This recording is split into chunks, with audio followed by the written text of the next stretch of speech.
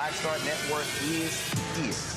Hold no punches! I'm real revolutionary right now. Support this man, Black Media. He makes sure that our stories are told.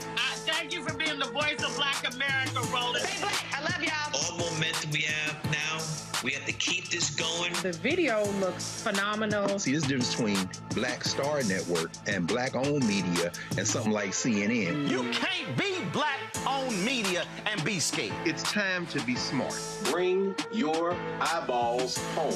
You dig?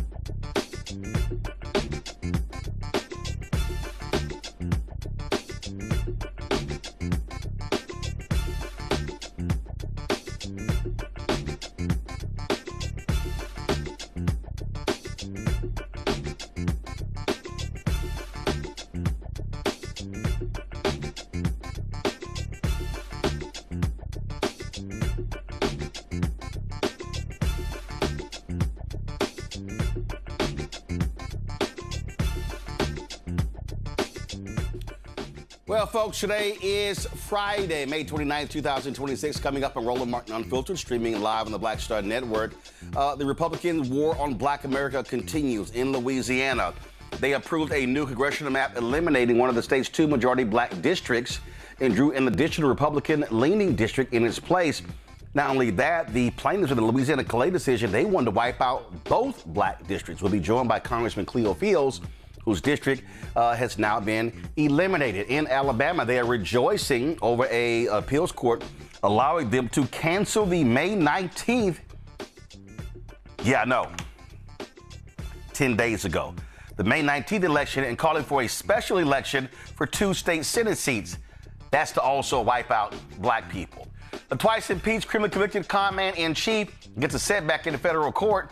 First of all, a federal judge says, y'all can't move that $1.8 billion white domestic terrorist reparation fund. And another federal judge said, sorry, Trump, take your name off of the Kennedy Center. You don't have the authority to have your name on it. A black Texas teen's trial for murder begins on Monday. We'll preview the case of the state of Texas versus Karmelo Sincere Anthony, the black teen who stabbed the white teen at a track meet in April 2025. Plus, we'll show you some white folks who love to, FAFO when messing around with black folks who are just trying to live. It's time to bring the funk. I'm Roland Martin Unfiltered on the Black Star Network. Let's go. He's got whatever the best, he's on it. Whatever it is, he's got the scoop, the fact, the fine. And when it breaks, he's right on time and it's rolling. Best believe he's knowing. Putting it down from sports to news to politics. With entertainment just for kicks, he's rolling.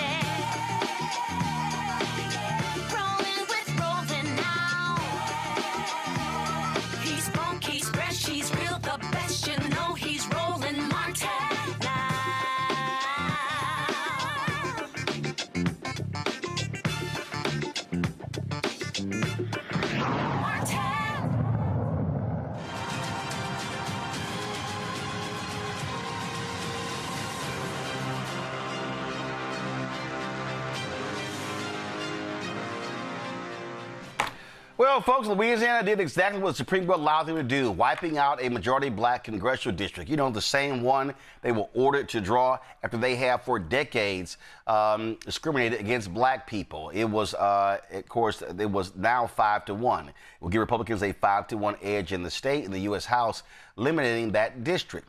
It heads to Governor Jeff Landry for a signature, and of course that MAGA governor is going to sign it. Now, the New Orleans-based district, represented by Congressman Troy Carter, will keep its black majority, though it will stretch into parts of Baton Rouge.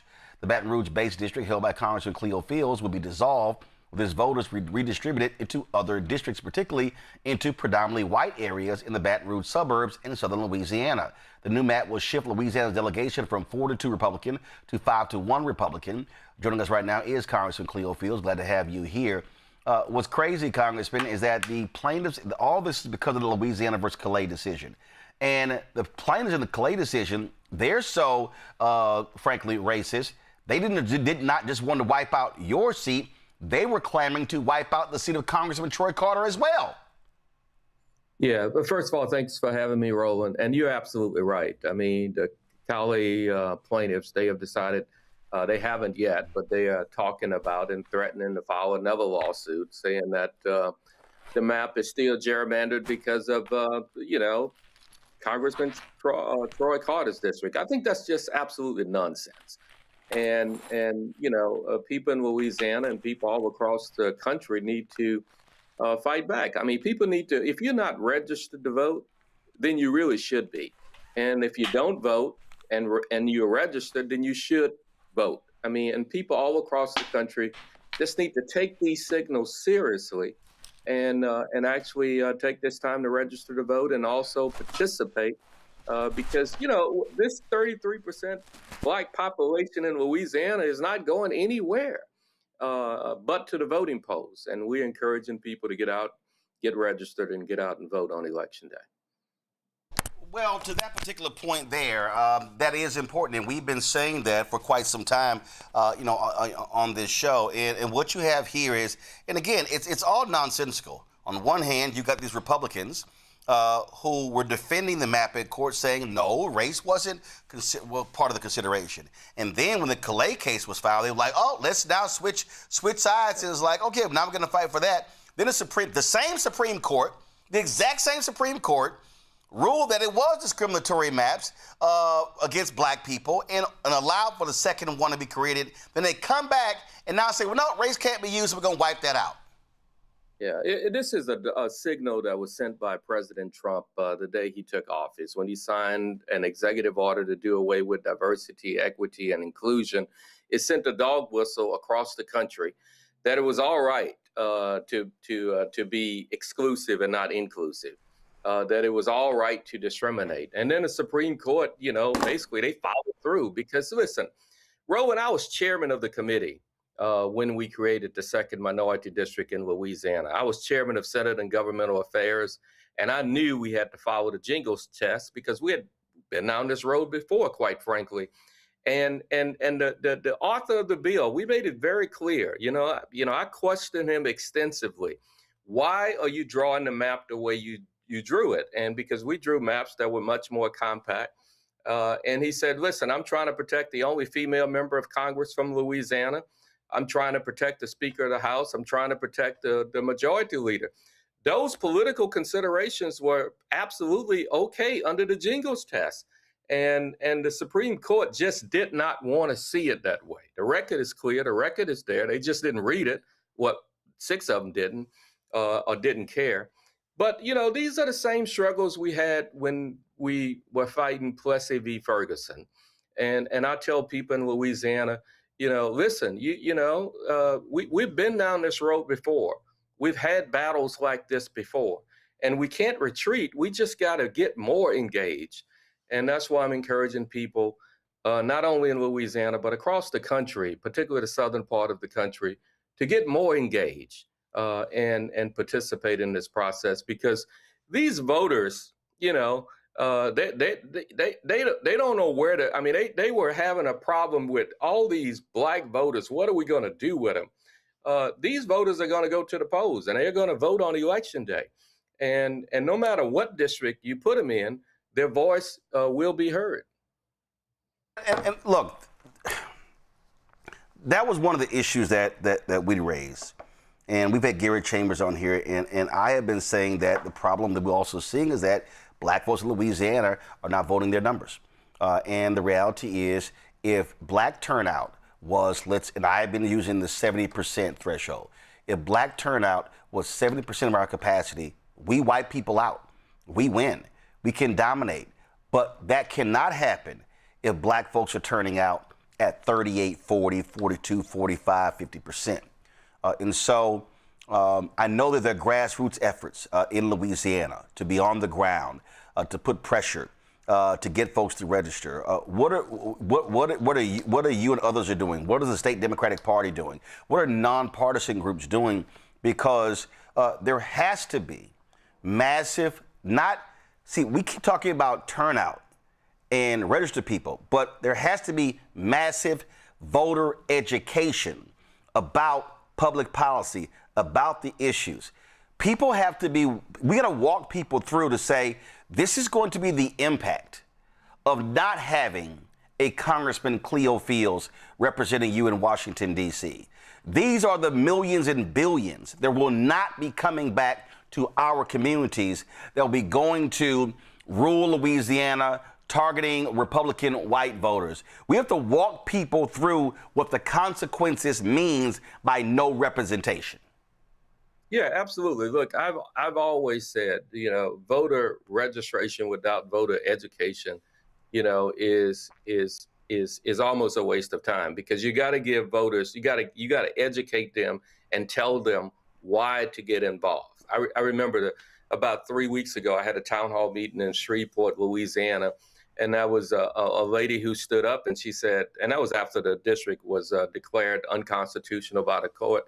And she said, Congressman, look, I'm done. I mean, my vote doesn't matter. They do what they want to do anyway. And I basically challenged her. I said, now, what are you, if you take that position, then what does that, and everybody else take that position, then they have won, we have lost. And then she changed her attitude and her focus, where she refocused her attention on, oh, yes, I do need to vote. I do need to be involved. Listen, we have to use, and look, in Louisiana, grassroots groups all over the state actually mobilizing voters. What I'm doing, I'm moving across the district to talk to voters, educate voters.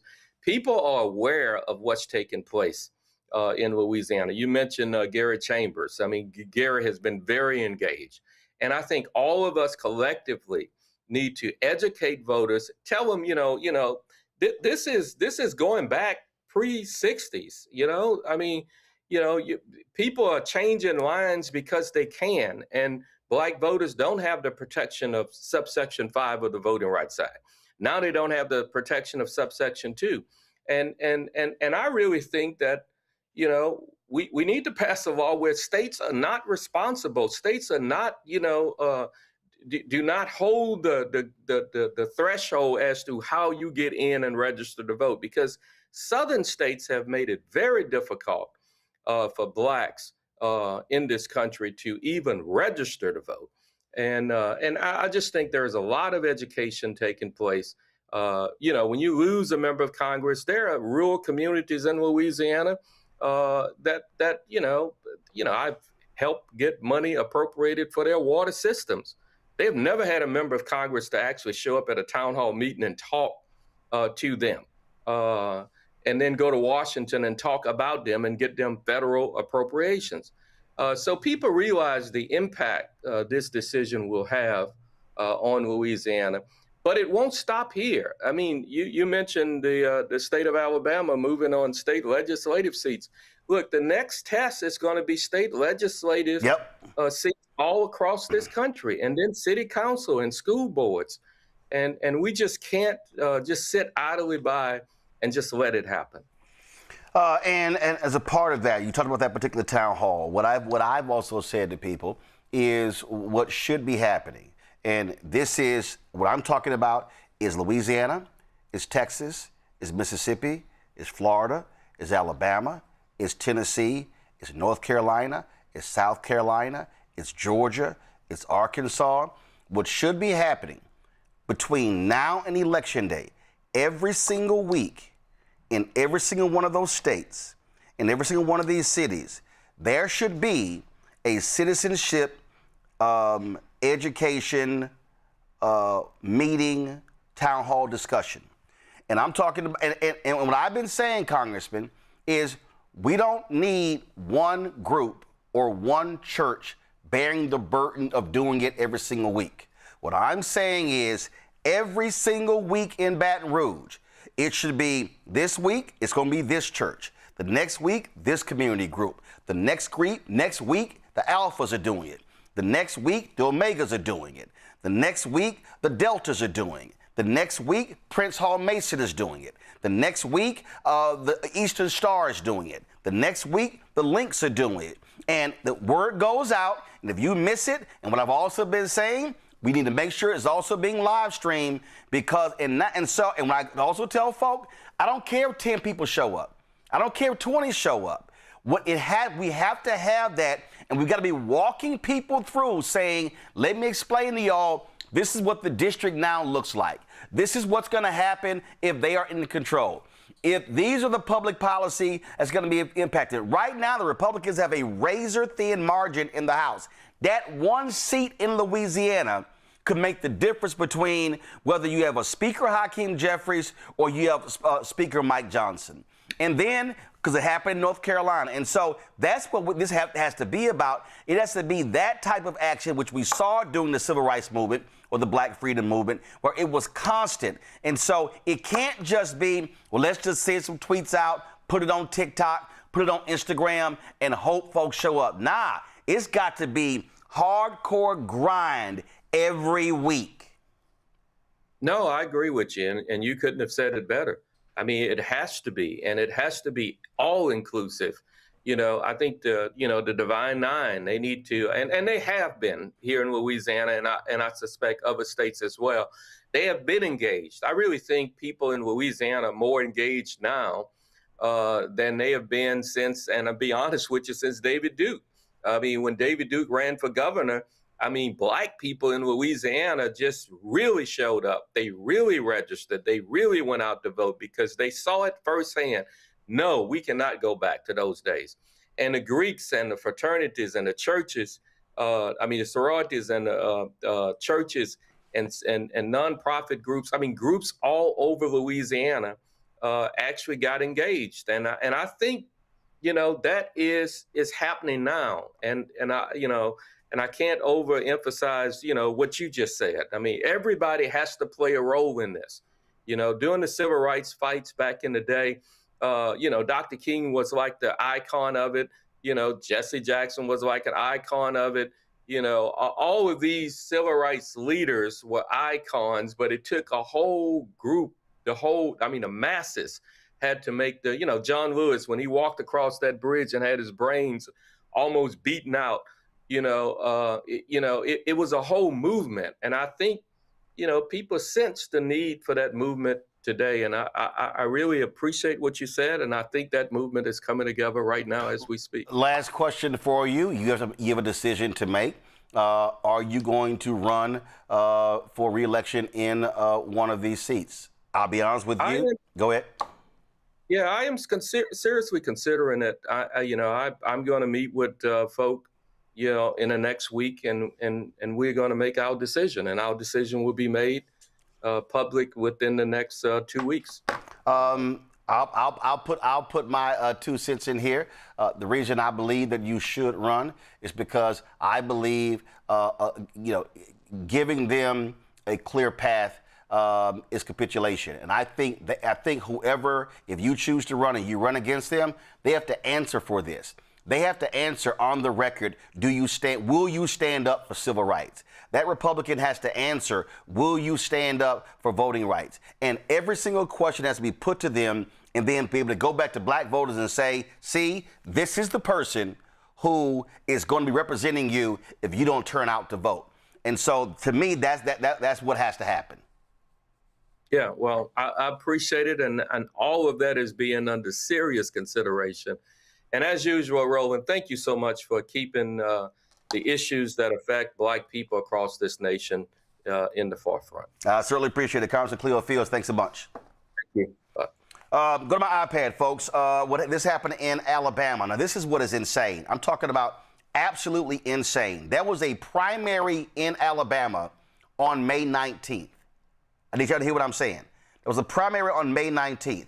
People already voted.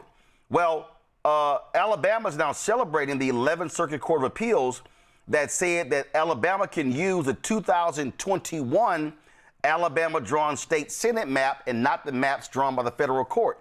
And so here you have the governor, Republican governor, MAGA governor, saying Alabama continues winning fair and square in our redistricting battle, and I'm proud to celebrate yet another victory for Alabamians in our elections. In this case, we're talking about Alabamians in the state Senate districts 25 and 26. So she's calling for this special primary election for Tuesday, August 11th. Says there will be no runoff election. The general election will occur as planned with all other races on Tuesday, November 3rd. Now, here's what's crazy. The bottom right here. Now that the governor has called a special primary election, the May 19th primary election results for state Senate District 25 and 26 are now void. How in the hell can you just completely wipe out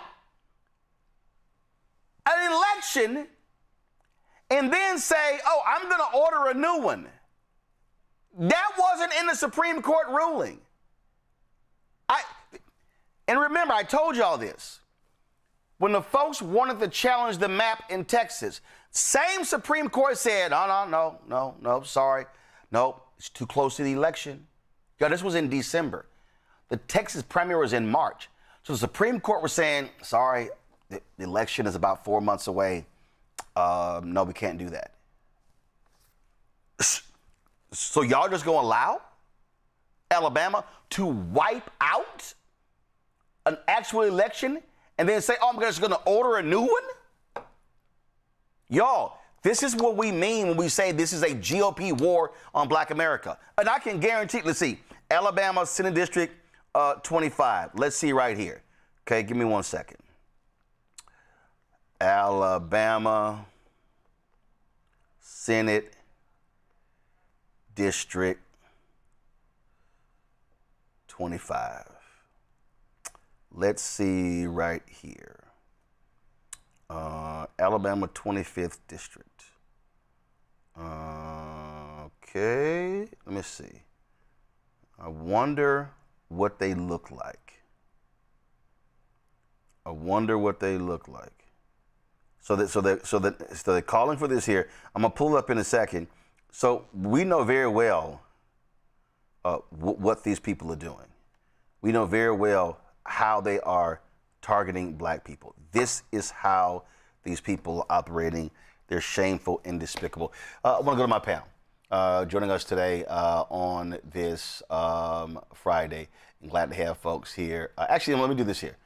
Before I do that, this was the Louisiana State Senator Jay Morris answering reporters' questions about the bill being passed. Listen to this.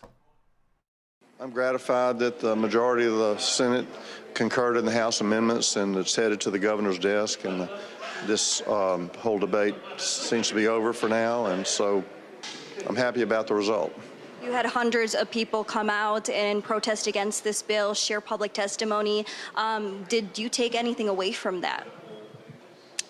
Well, I know a certain percentage of the state is not for this bill. I get that. But the vast majority are, as evidenced by their representatives' votes, both in the House and Senate. So, as I stated a moment ago, the Greeks invented democracy, in which is the majority rules, and the majority of the state wants a map at least somewhat similar to this, and I think it will be approved. So much conversation has surrounded race and party and whether those are synonymous in Louisiana. Is it your understanding that they are or they aren't? It would be sad if race and party were synonymous. They're not, although admittedly more African Americans are Democrats these days, but we just can't look at that. We have to look past that. And so, you know, if you'll notice, the proponents of the bill, like me, we never talked about race. It's only the people that are opposed to it that talked about race. And all of those in the legislature who were here 2 years ago voted for a map that was racially gerrymandered and was declared so by the United States Supreme Court. And it's a little disingenuous to try to claim that this map is racially gerrymandered when they clearly voted for one that was racially gerrymandered and so held by the highest court in the land. Senator, on the floor today, you talked about how you expect that there's going to be some litigation coming out of this. Do you think the map passed today? Are you confident that it could stand up in court? I'm confident. I mean, you know, you can always be wrong. You never know exactly what a court's going to do. But the Supreme Court, in the language of the Calais decision, gave tacit approval to the 2022 maps that this map is based on. So considering that, I can't believe that they would, the courts would ultimately rule this map is unconstitutional. We didn't consider race. Lying. Michael Imhotep hosts African History Network show out of Detroit. Thelma Anderson, creator of the Public Opinion Court, author of Shut Up and Prosecute, out of Dallas. Matt Manning, a civil rights attorney out of Corpus Christi, and he's now an adult because he's now 40. All right, let's get to Thelma, straight as line. I mean, these white Republicans, we know the game. We know what they're doing, and we know how they're playing the game. It is based upon race. The data also shows in Louisiana that it doesn't matter even if you got a black Democrat running, white folks ain't voting for them. And so race is all a part of this. In Louisiana, in Alabama, in Mississippi, we can go all across the South. When you talk about party and you talk about race, they are tied. White folks are Republican. Black folks are Democrat. Republicans are anti-black, period. You're absolutely right, Roland. And listening to him make this foolish speech as if you are not supposed to be in a position to empower the individuals who have empowered you to represent them. If you have hundreds of residents in your state coming to protest the racial tone of these maps, and you sit back and say, oh, majority of the state did not agree with you. You sat back, you and your homeboys, your red hat homeboys, and decided that this was best fit for your agenda, not the agenda of the people, because we know even in Washington, you don't care about the people that even look like you. You care about the people that follow you, follow what you want, follow what bills you need to be passed so that y'all can enrich yourselves, so that y'all can keep each other out of prison for the fraud that y'all commit on a day-to-day basis. So they can miss me with the, oh, this is what everybody want. No, everybody didn't want that. Y'all are bringing us back when we are trying to move forward because you are afraid of the power of the black person. You are afraid that, oh, we equip these Negroes now, they are unstoppable. We got to stop them. That is the tone that they set with this map. The map's going from 4-2 to 5-1. How the hell is that not racist? It makes no sense.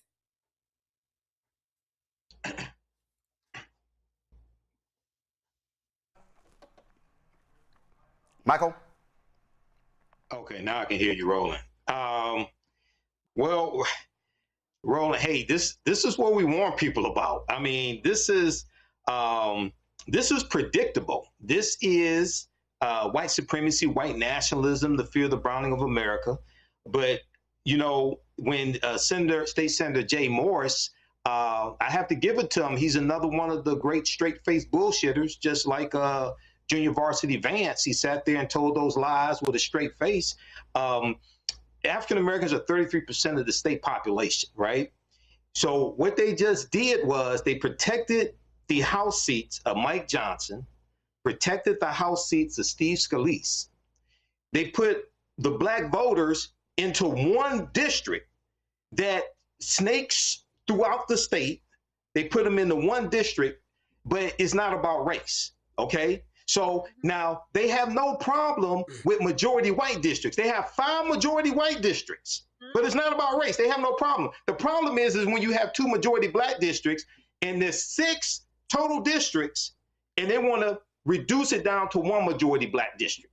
Okay, so this is what we warn people about. But the other thing, Roland, at the same time, when you have brain damaged Negroes on social media attacking the NAACP for their out of bounds campaign to rally support and crack down just on things like this, you have the political lynching continuing that's taking place. So it's been 1 month since Louisiana versus Calais Supreme Court decision. That was April 29th.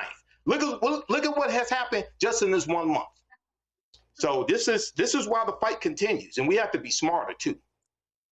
When you look at this statement here, Matt, Kay Ivey says, I can tell you this, Alabama is not tired of winning. And this is why the NAACP is saying to black athletes, guess what? Let them win without y'all. People have to understand what is at play here. This is absolutely an anti-black agenda. They're targeting black people. They're targeting black power, black representation. They're targeting black communities. And folk had better wake up. And I'm telling you, black folks in Louisiana had better stop sitting their asses on the sidelines. And they should be exploding when it comes to voter registration. And they should be saying, wait until November when we wipe your asses off the map politically. Hello. I agree fully. And I think, you hit the nail on the head with something earlier when you said white is Republican, black is Democrat. They know that. And, there's a mental state in criminal law that I think is perfectly appropriate here. It's called knowingly. That means you do something when you know the consequence of it is going to be here to disenfranchise black voters, right? But you try to ensure it. Oh, this is just a whole decision. And the Supreme Court gave him the fodder to do that in saying that unless it's basically intentional discrimination, you're not going to get there. But the subterfuge with that is we all know exactly what it is. We know how those parties align alongside race. So this is exactly like Michael said. This is, the frustration with black district, and you got 5 all white districts, and you're completely fine with that. It's all about race. We're just finding way around that because people don't want to just out and out say they're racist despite acting racist. I mean, that's all it comes down to. Now in Alabama, I think there is an interesting potential wrinkle because when you were presenting this earlier, I was thinking about it.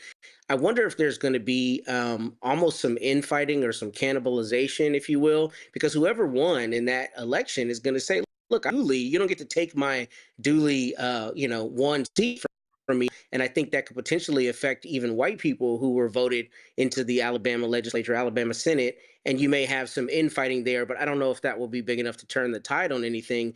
But as a general proposition, that's a crazy idea. We have an election, somebody wins, and then we decide we want to undo it because we like the political consequence of going with a different map. I mean, that's just per se anti-democratic. And I don't understand why I didn't just put a stay on it, because if you don't stay it, you have this exact scenario where you have an election that's being upended by the government and that, or, by the prevailing government here in Alabama. And I think that is an even more dangerous harbinger for the idea that the government can just undo election results when it decides that it wants to. What's the point of democracy then?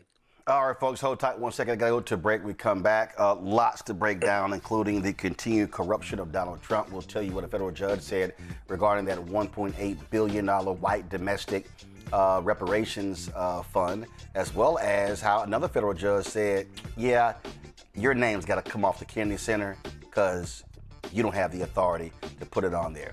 All that we're going to talk about right here, Roland Martin Unfiltered on the Black Star Network. With medicine and science under attack, I want to keep you and your family informed and healthy. I'm Dr. Ebony Hilton, and I knew at the age of 8 that I wanted to be a doctor. So I studied hard and became the first African-American female anesthesiologist hired at the Medical University of South Carolina since its opening in 1824. And I always say I was made into a doctor, but I was born to be a mom. And as a new mom, wife, sister, daughter, and friend, I understand how frightening a medical crisis can be. I care for individuals on some of the worst days of their lives, and it's my mission to provide you with a safe space to gain clarity on issues affecting your mind, body, and soul. I recognize that there are health disparities, particularly as it pertains to race, and I want to help bridge the gap between you and your healthcare providers. Join me every Thursday for Second Opinion on the Black Star Network, where each week I'll invite experts from various medical fields to share the latest health news. We'll discuss topics such as the vaccine debate, mental and sexual health, medical bias, infertility, menopause, andropause, nutrition, and aging. Together with my medical colleagues, we aim to provide you with a second opinion. Don't miss it, Thursdays only on the Black Star Network. All right, folks, let me tell you about Chapter. Now, if you're on Medicare or about to be, the system is not set up to work for you. Too much fine print, too many plans, and too many people making money off of your confusion. And look, we're used to this. We're no strangers to systems that don't have our best interests at heart. But we don't have to accept it when it comes to Medicare. That's why I'm telling you about Chapter. Their advisors are independent and honest. In fact, they're the only Medicare advisors that compare every plan nationwide. And they're focused on one thing: what works for you. If there's a better plan out there, they'll find it. If you're already in the right one, they'll tell you that too. There are no games. Just last year, people who switched with Chapter saved an average of $1,100. It's 20 minutes and a real person. It's completely free. My parents actually have already called. My mom sent me a text.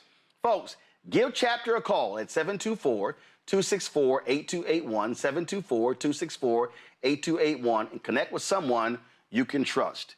Folks, these are the kind of services that we need for our audience here at Roland Martin Unfiltered and the Black Star Network. So call Chapter right now, 724-264-8281. Hey, I'm Malcolm Lee, and you're watching the Black Star Network.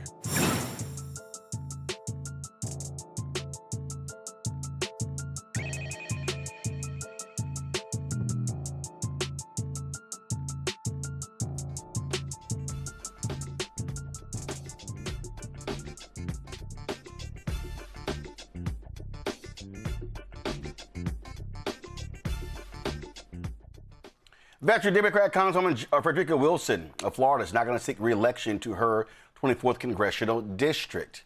83-year-old publicly announced that she was retiring at an event in Miami Gardens where a street was being renamed in her honor. And I know all of you are wondering, what is the Congresswoman going to do? Well, the Congresswoman is going to not seek. I am going to travel the country, expanding the 5,000 Role Models of Excellence Project.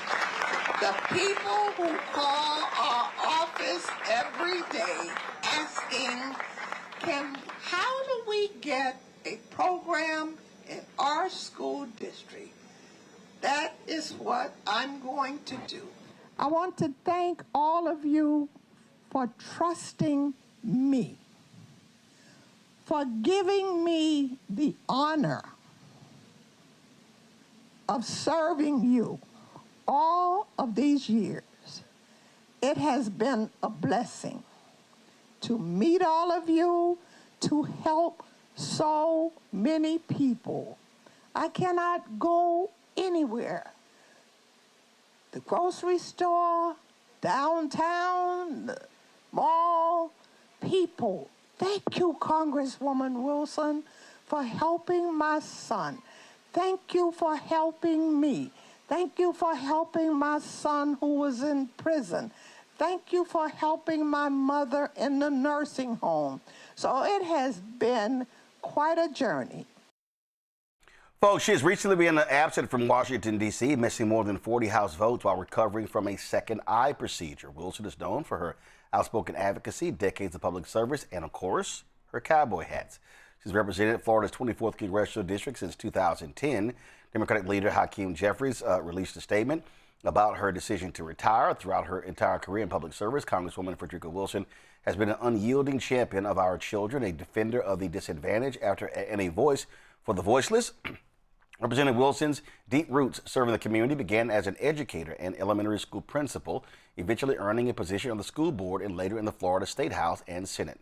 During her tenure on the school board, Frederica launched the 5,000 Role Models of Excellence Project, a nationally recognized example of incredible community leadership dedicated to empowering young men through mentorship, purpose, and pathways to future opportunity. 30 years after its founding, the 5,000 Role Models family counts mayors, professional athletes, and entrepreneurs within its ranks. I'm proud to be a role model and to have had the opportunity to support this transformative program over the years. For more than a decade in the United States House of Representatives, Frederica Wilson has been a relentless advocate for our young people, fighting to increase economic growth, create jobs, and lower costs for working families. Congresswoman Wilson forced our government to confront and begin to address the unique racial inequities persistent across our communities through her landmark bipartisan legislation to create the Commission on the Social Status of Black Men and Boys. The House Democratic Caucus will deeply miss Representative Wilson and her iconic hats.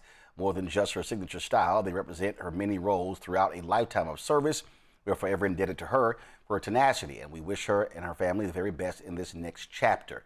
Now, here's the thing here, folks. She made this decision to retire, and she also said that the reason she chose to do so after the maps were passed in Florida is because she did not want Governor Ron DeSantis targeting her. So she said she was very strategic when it came to announcing her decision.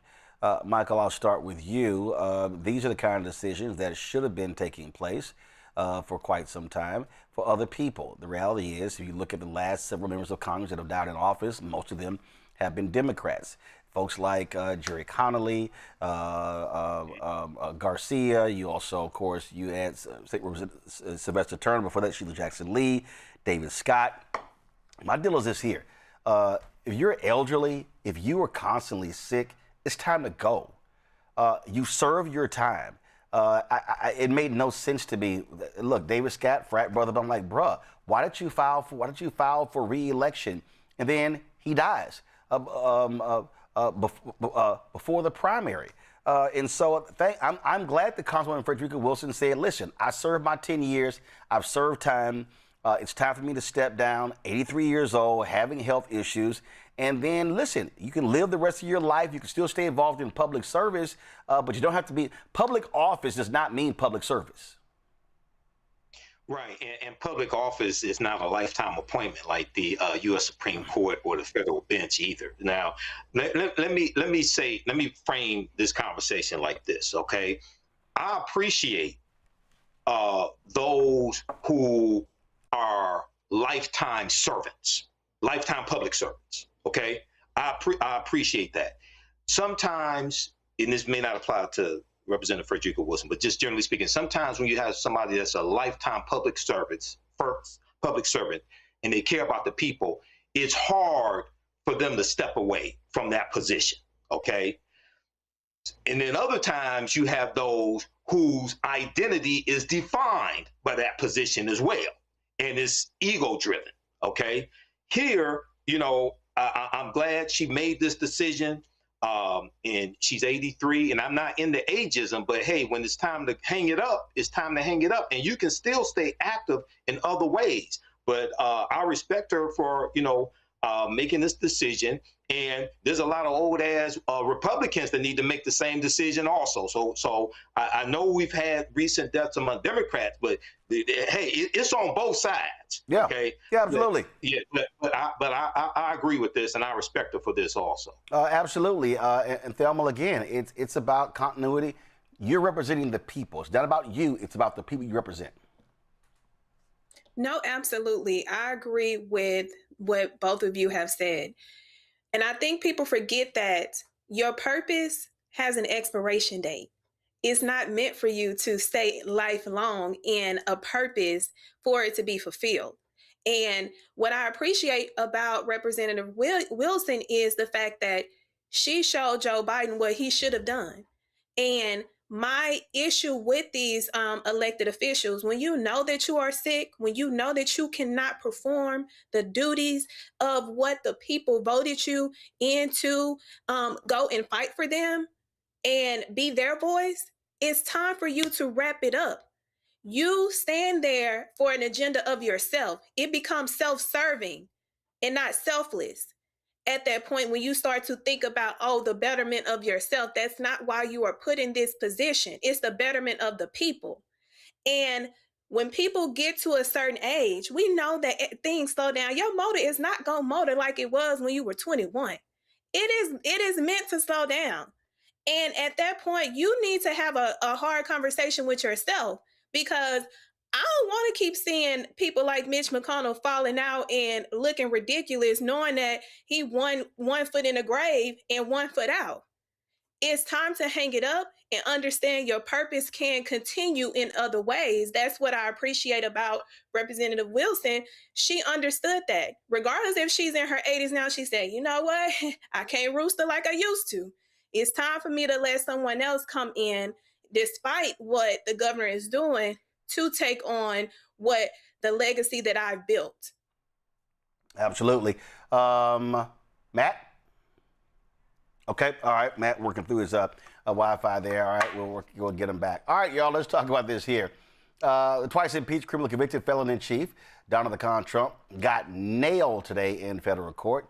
He must remove his name from the Kennedy Center. U.S. District Judge Casey Cooper said the board violated the law by adding Trump's name to the historic performing arts venue.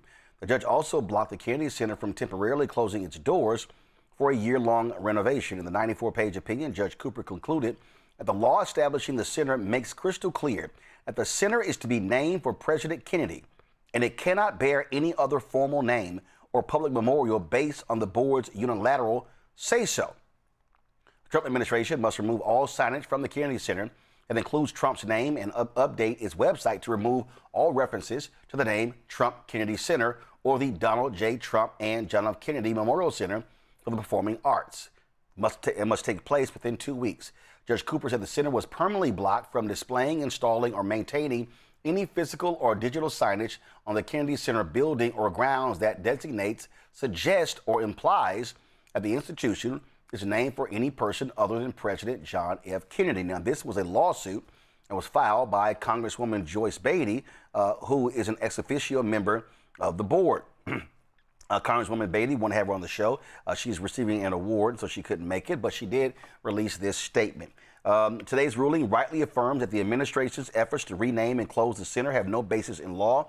The Kennedy Center is an institution that belongs to the American people, not to Donald Trump. He has desecrated this sacred memorial for his own vanity. I'm proud to have fought for the rule of law and to protect this sacred institution. The judge made it perfectly clear that only the Congress can designate whose name goes on that building, not Donald Trump. And y'all know what happens when a spoiled child throws a temper tantrum and acts like a pissant. Well, that's Donald Trump. This is what this fool posted on Truth Social. I'm not going to read all of this trash, but I'm definitely going to read the highlights. Shockingly, a judge appointed by Barack Hussein Obama, Christopher Cooper, ruled that the Kennedy Center, which was going to close in early July for large-scale renovations and construction due to years of neglect, decay, and poor maintenance, and which was to be transformed by the Trump administration into the finest facility of its kind anywhere in the world, is not allowed to close for these renovations, which would not be possible to properly do without such a closure. He then goes on. Judge Cooper ruled that the 36-member Board of Trustees, which unanimously voted to add the name Trump onto the former Kennedy Center, making it the Trump Kennedy Center, did not have the right to do such an addition, and the name Trump must be removed. Yeah, idiot, because only Congress can do that. You're not a king. So he then goes on to say, they failed to do anything with the center. Then look at this here. He was looking forward to making it into a great and prestigious winner for Washington, D.C., and indeed the United States of America. Blaming, he calls out radical left. They would rather see it die than have President Trump transform it into something that everyone could be proud of, much as I have done in many cases throughout my life, and recently with all of the construction, renovations, and fix-ups that we have completed with the Department of Interior on waterfalls, fountains, blah, blah, blah, blah, blah. Then he goes on, radical left Democrats. And now this, I love this here. We're going to be working with Congress to transfer this failing institution back to them so they can make a determination as to what to do with it. Okay. Y'all, you can't transfer the facility back to Congress. Congress has oversight. Congress approves the funds, but you have agencies that are responsible for doing the work. So you don't transfer the Kennedy Center back to Congress. You never had the authority to put your name on it. Oh, it gets better. Let's see here. Judge Cooper was given a presentation by leading building and construction experts as to how structurally dangerous the building is, with rotting beams, parking areas that are subject to collapse, and various other life and safety problems. In addition to the fact that it also needs a major renovation from an aesthetic standpoint, but he was not swayed, and he said he wants the building to incredibly remain open and therefore dangerous. Y'all, you know, okay, let me help y'all out. You can do repairs to the Kennedy Center. You just gotta take your punk ass name off. And that's why he's mad. Because his punk ass name gotta come off. Oh, y'all, it gets better. Here we go. Unless I am free to do what I do better than anyone else, bring this institution back physically, financially, and artistically, I have no interest in continuing what could only be a hopeless journey into Never Never Land. So what the 80-year-old obese child is saying, I can't get my way. And if I'm not going to get my way, I'm going home. I'm taking my toys with me. But the judge said, I'm sorry, the Kennedy Center is not your toy, so it has to stay. This is a petulant child. MAGA, all you maggots, y'all voted for a deranged narcissist to sit in the Oval Office. What this goes to show you is Donald Trump doesn't give a damn about America, the United States, none of that. Donald Trump only cares about Donald Trump. That's all. He doesn't care. Look at this. I have instructed the Department of Commerce to make all necessary arrangements with Congress to allow a full and complete transfer of this institution, giving them the responsibility for its operation, maintenance, and management. Y'all, he can't do that. See, let me explain to y'all how this thing works. A little thing called the Constitution. Anything that deals with money, any bill or whatever, it has to start in the House. Can't start in the Senate. It literally has to start in the House. And then once the House passes it, then it goes to the Senate. And then if they have a separate bill, then they pass it there, then they reconcile the two bills. Then the House has to vote on the reconciled bill. Then it goes to the Senate, and then it goes to the occupant of the Oval Office to sign. Congress funds departments. So you have Commerce, the Interior, Health and Human Services, Department of Agriculture. You've got the Pentagon. I mean, we can go on and on and on, listing all of the Labor, Veteran Affairs, listing all of the departments. The various federal departments have oversight of certain things. So, for instance, Donald Trump can't just say, even though he's tried this with the Education Department, Department of Labor, y'all are now in charge of the Washington Monument. Can't do that.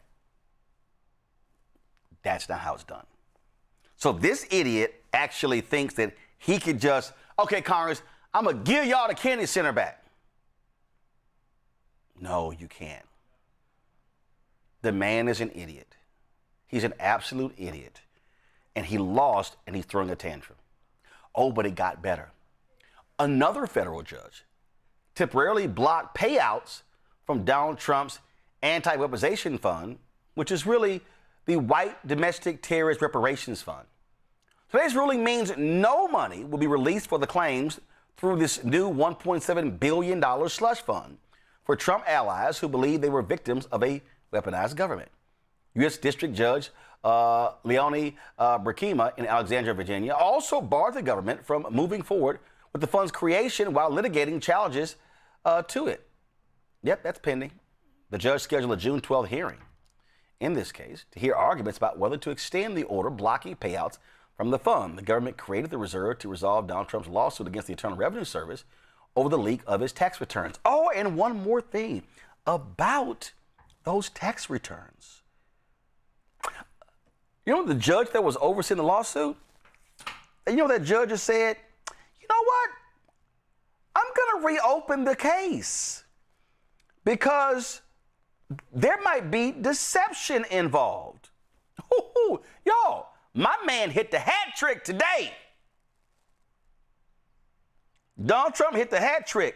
The judge said, yeah, I got some problems. I got some problems with what y'all have done. So, yeah, because you know what they did? They pulled the suit so the judge couldn't have oversight, and then they cut the deal for this settlement. And y'all, they thought they were trying to do a get over. They were like, listen, what we're going to do is we're going to do this settlement, and then Todd Blanche, Trump's former personal attorney. So Todd, what I need you to do is you're going to go ahead and sign off on this thing, and see, when you sign off on this thing, we're going to have the authority to create this fund. And so then I'm going to hand out checks to all my white domestic terrorists who got busted. And so that's how we're going to do it. That's the play. We're going to run the play. All right, hut. Well, guess what? This judge in Miami said, I don't know. Her name is Kathleen Williams. Go to my iPad. She said, you know what? I need to investigate grievous allegations that the deal, quote, was premised on deception. New York Times writes Judge Williams' decision came in response to court papers filed on Wednesday by a bipartisan group of 35 former federal judges who urged her to bring the case back to life and dig into the details of the agreement to settle it. Before she closed the case, Judge Williams, an Obama appointee, had questioned whether the lawsuit presented an actual conflict that she could adjudicate, given that Trump was on both sides of the suit, bringing claims against the federal agency that he controlled. When she closed it, she noted that there was no settlement of record, but shortly after, the Justice Department released its agreement for closing the action. Oh my God. I could just, all I hear is Stevie Wonder. Isn't she lovely? Isn't she wonderful? See, Trump can't control this federal judge like he can that fool, other judge in Miami, you know, the one who, what's her, I forgot her name, Patton, crazy head, cockeyed, I can't remember her name. Anyway, so, y'all 0 for 3. Matt, that's called getting your ass kicked in court. I mean, it's just like, ass whooping. Oh, shit, I got slapped over here. Damn. So he basically got slapped on this side, and slapped on his ass. He just got straight up jacked today. Yeah, and you know what's funny? I mean, judges are typically pretty, what's the word? They're reticent to be activists and to say things in an incendiary way. But there's little Easter eggs you can read from, at least what I've seen reported, that let you know how the judges feel. When a judge says, for instance, this violates the clear language of the statute, that's telling you you're bringing me some BS, right? It's very obvious what your power is here and what your power isn't. So you're renaming the Kennedy Center is a direct affront to the law, and I'm not going to allow that. And I think what's especially interesting with the Weaponization Fund is you have 35 former federal judges, a bipartisan group, who filed the equivalent of an amici, type brief. But apparently they basically urged the court to look into the substance of the deal. And what's really interesting about this procedurally is normally when you dismiss a case in federal court, the judge doesn't really get to look at all the merits of why you're dismissing it. There's certain rules as to when they can dismiss it and when they can't. But the larger point is they're not always looking at settlements. But what happened here is the judge got tipped off by these other judges saying, I think they lied to you about something. And it looks like she's doing an inquiry into whether there was a fraud on the court. I recently had this happen in one of my cases, and I will tell you, federal judges have a lot of power, and they really, really, really get pissed off if they think somebody's lying to them. So I'm especially interested in seeing how that turns out, because that judge is saying, look, you guys tried to pull the wool over my eyes. I'm absolutely going to get to the bottom of this. And just as a basic premise, I mean, you can't really have a lawsuit against yourself. That's what makes this so per se corrupt, right? It's self-dealing. And that's the crux of all of this. Trump's trying to pay himself with taxpayer money through this fund. But if you look at the procedure, they withdrew the complaint or the lawsuit once there were questions, being bandied about what was going on, and then they decided to come up with this settlement. So I think you're looking at potential actions from the court that could really implicate people, their law licenses, whether people were dishonest with the court, and there could be a much larger thing going on here than just whether this fund is set up or not. Yeah, I mean, like this is what the New York Times says. In her brief but stern order on Friday, Judge Williams said that she wanted to investigate the circumstances surrounding Trump's efforts to settle the lawsuit in a way that benefited him and his allies, asserting that she was, quote, empowered to investigate serious misconduct. In a case before her, she ordered Trump's lawyers to tell her by June 12th whether the case should be formally reopened because, quote, the court was the victim of a fraud, and whether Trump had colluded with his own government to settle the case, quote, to avoid judicial scrutiny. She pointed to reporting by the New York Times that described how the IRS had prepared a 25-page memorandum outlining defenses against the suit that the Justice Department did not take up in court. Thelma, Matt's right. Federal judges have lots of power. And we already know how Trump has been busted for lying to federal judges. And so they're now going to have to bring in paperwork saying, yeah, my bad. When was this dated? Yeah, this thing was dated. Oh, and don't start trying to change the paperwork. So what she's saying is, I need to see all that correspondence. I need to see those emails. I need to see all those memos because I want to know, did y'all draw up this agreement before I close the case? Meaning, y'all were playing in my face. And playing in her face, they was doing. And here's the thing that I said this when Trump became president. I said, not only are we going to have a melting pot of every industry, specifically the legal industry, we're going to see exactly the corruption that goes on within the legal profession. And this is nothing but it being put on display. When a judge says, y'all came in my court and had the audacity to use the black letter law to try to persuade me when y'all already knew the plan and the plot before you came in here and you deceived me. But see, your deception is now my detection. And now we finna roll this back because I want to see everything because now I'm finna check the metadata. And when they start checking that metadata is going to track the dates. And those dates don't lie, but they did. And they're going to get caught up in it. And guess what? It's going to cause those lawyers to have disciplinary problems. They could be disbarred because when a federal judge say you lying, they're definitely going to report you to the bar. And the way that they report it is not like none other. It's going to be in a way that the board has no other option but to suspend or disbar you because you allow a convicted felon to dictate your ethics that you swore under to come into my courtroom. But this is just the onset of what Trump and his fraudsters have been doing. But we have to have judges that lean on the law, the integrity, the truthfulness, the honesty of what this profession is supposed to be and not what MAGA wants it to be, which is their way to come in and enrich, steal, kill, and destroy. Absolutely. So he just keeps taking L's, Michael. Well, most losers do. And, this is good news on a Friday. And I read the piece that just came out from the New York Times on this as well.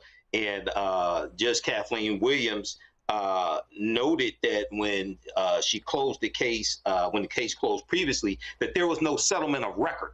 Okay, so this is one of the things that has come up in the analysis of this. Okay, so you filed this frivolous lawsuit against the IRS for $10 billion, right?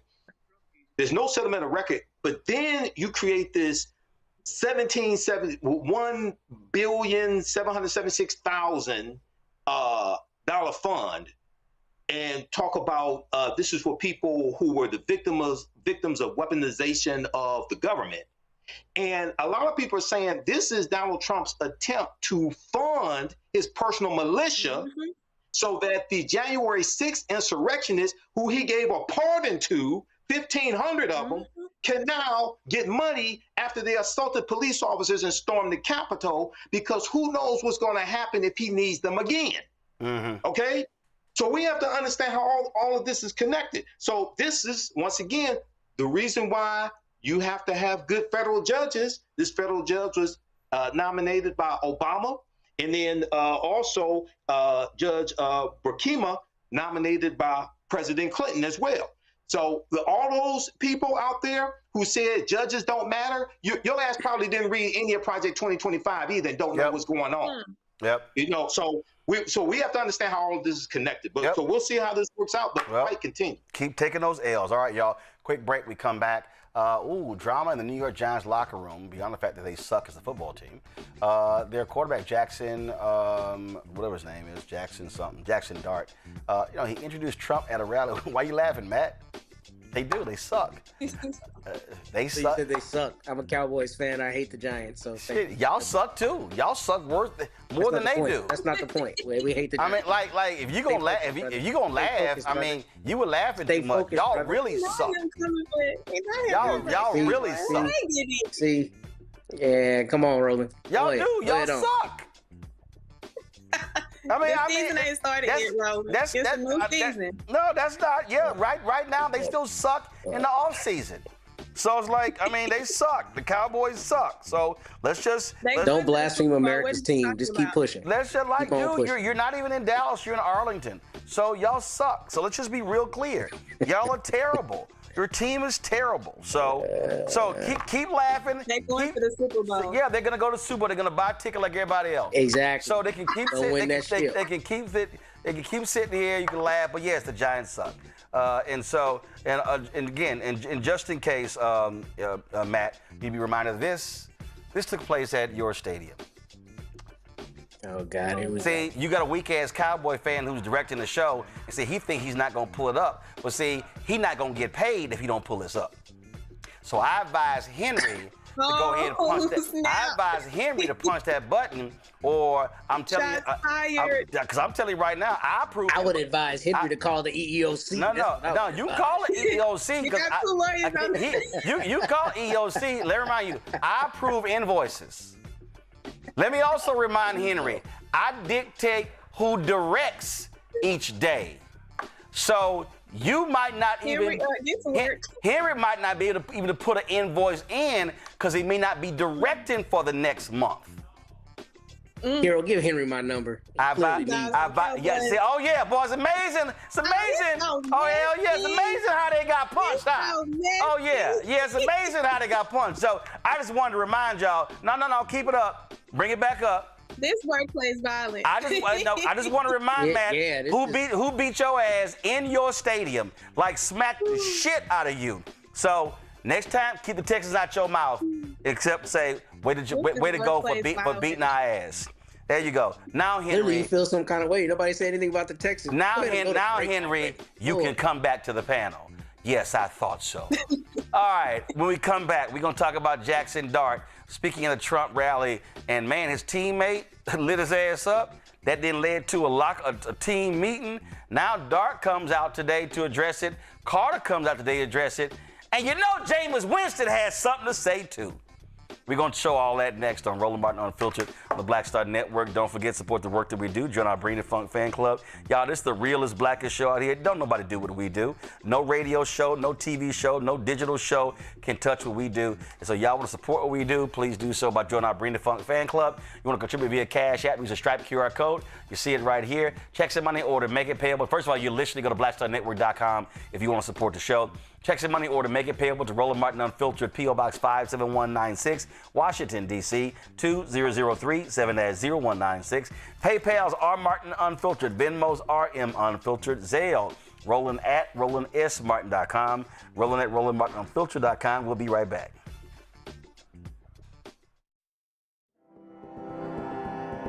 No election in Georgia will ever be the same. You're not gonna be able to tell black folk your vote don't matter in 2 years when it's the gubernatorial race and these state legislative races, that we don't have the power to win a state Senate seat. Now I say that, but this is the caveat. This is the tricky part. This was possible because there were more resources than we've ever seen in this state. The question is going to be, now that we done saved the country and white folks in the country aren't feeling like the world is falling apart, is there going to be the same kind of investment in black-led organizations and in black communities? If there is, there's no election in the state that we can't win. There's no election in the South we can't win. We'll still be motivated. We still will have learned lessons. Black folks still going to be amped. But at the end of the day, it's not sustainable. We can't really count on external funding long term. Independent politics requires independent money. When we can combine that kind of economic power with the political power, now we're talking. That's nation building. That's what we're trying to get to.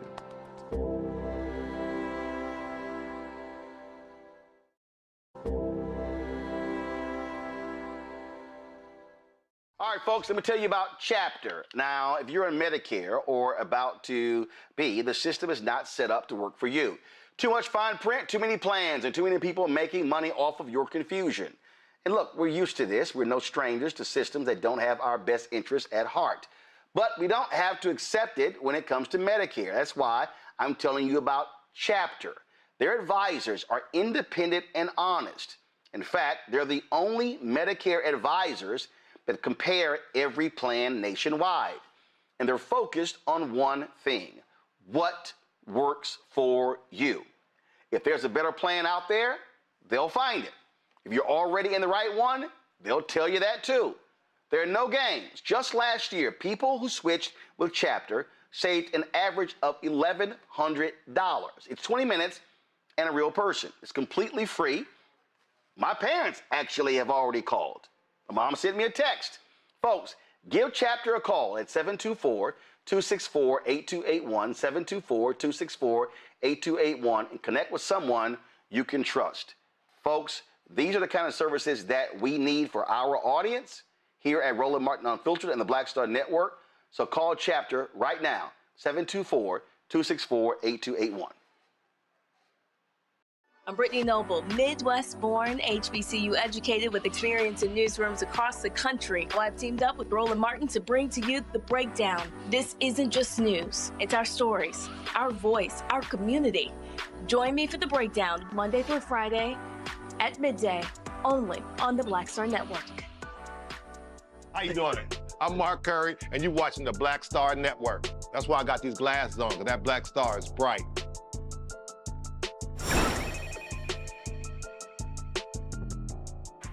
All right, y'all, a week ago, this took place. Trump had a rally in New York, and so they had Jackson Dart, the starting quarterback for the New York Giants, introduce him. Well, let's just say that caused a stir. Linebacker for the Giants, Abdul Carter, he posted a tweet. He said, what the hell is this? Is this AI? And man, that led to all kinds of drama. Well, today, Jackson Dart came out and addressed this at a news conference. Here's some of what the white quarterback had to say. My thinking was pretty simple in the fact of, I've always loved this country. I have extended family members who have fought in wars. I have two uncles who have retired from the Air Force Academy and served themselves. And I even have a Okay, so he said a whole bunch of stuff. So, I support the country, it's like I support the office, blah, blah, and all that sort of stuff like that. And conservative media, they've been losing their mind. They're upset because they're mad that Abdul Carter, who's Muslim, made his comments saying, is this AI? And I'm like, yo. And so Carter let them know. And so again, they had this big old meeting in the locker room, and they were talking about it. And Carter, he also before the cameras, he made it clear, like, yo, I ain't gonna be talking about this a whole lot. This is the only time I'm gonna address this thing. So this is what he had to say. So first off, I want to say that some things are bigger than football, and this is one of those things. Jackson is one of our leaders. He's the face of our franchise. He not only represents himself and what he does, but he represents all of us. And that goes for anybody who wears a Giants uniform. But if he chooses to align himself with a man like President Trump, it's my responsibility, based on what I believe and what I stand on, to not only show my teammates that I'm against that, but to show the world. And that doesn't mean that we have to spread hate. It doesn't mean that me and Jackson hate each other or we have beef. I sit next to Jackson every day. Every team meeting, we close, we talk. You know, as long as we make sure we got the same goal as a team and our goals align, which they do, and I feel like that's all that matters. So I just want to move past this, and yeah, that's it. That shit, bro. So there was a lot of discussion, a lot of back and forth, and of course, conservative media, they jumped in there. They were all upset. Well, what if somebody introduced, Obama? What happened when LeBron and Steph did it? Whatever. But leave it up to New York Giants backup quarterback Jameis Winston to bring some much-needed perspective to this. This brother here is going to be incredible when his playing days are over. Matter of fact, he should get as big a deal as the one Tom Brady got from Fox, that 10-year, $375 million contract. Listen to this. I'm about to show you how you turn uncomfortable into a growing moment.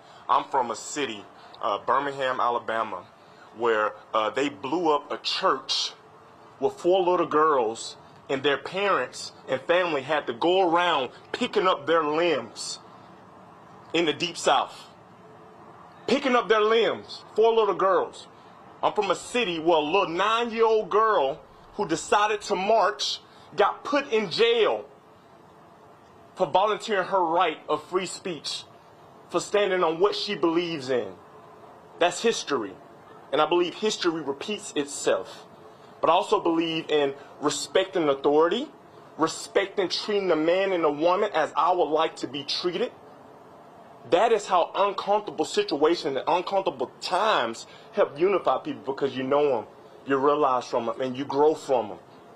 Right now, I haven't been a part of any openly traumatizing things like that happen, not 250 years ago when this country came into existence.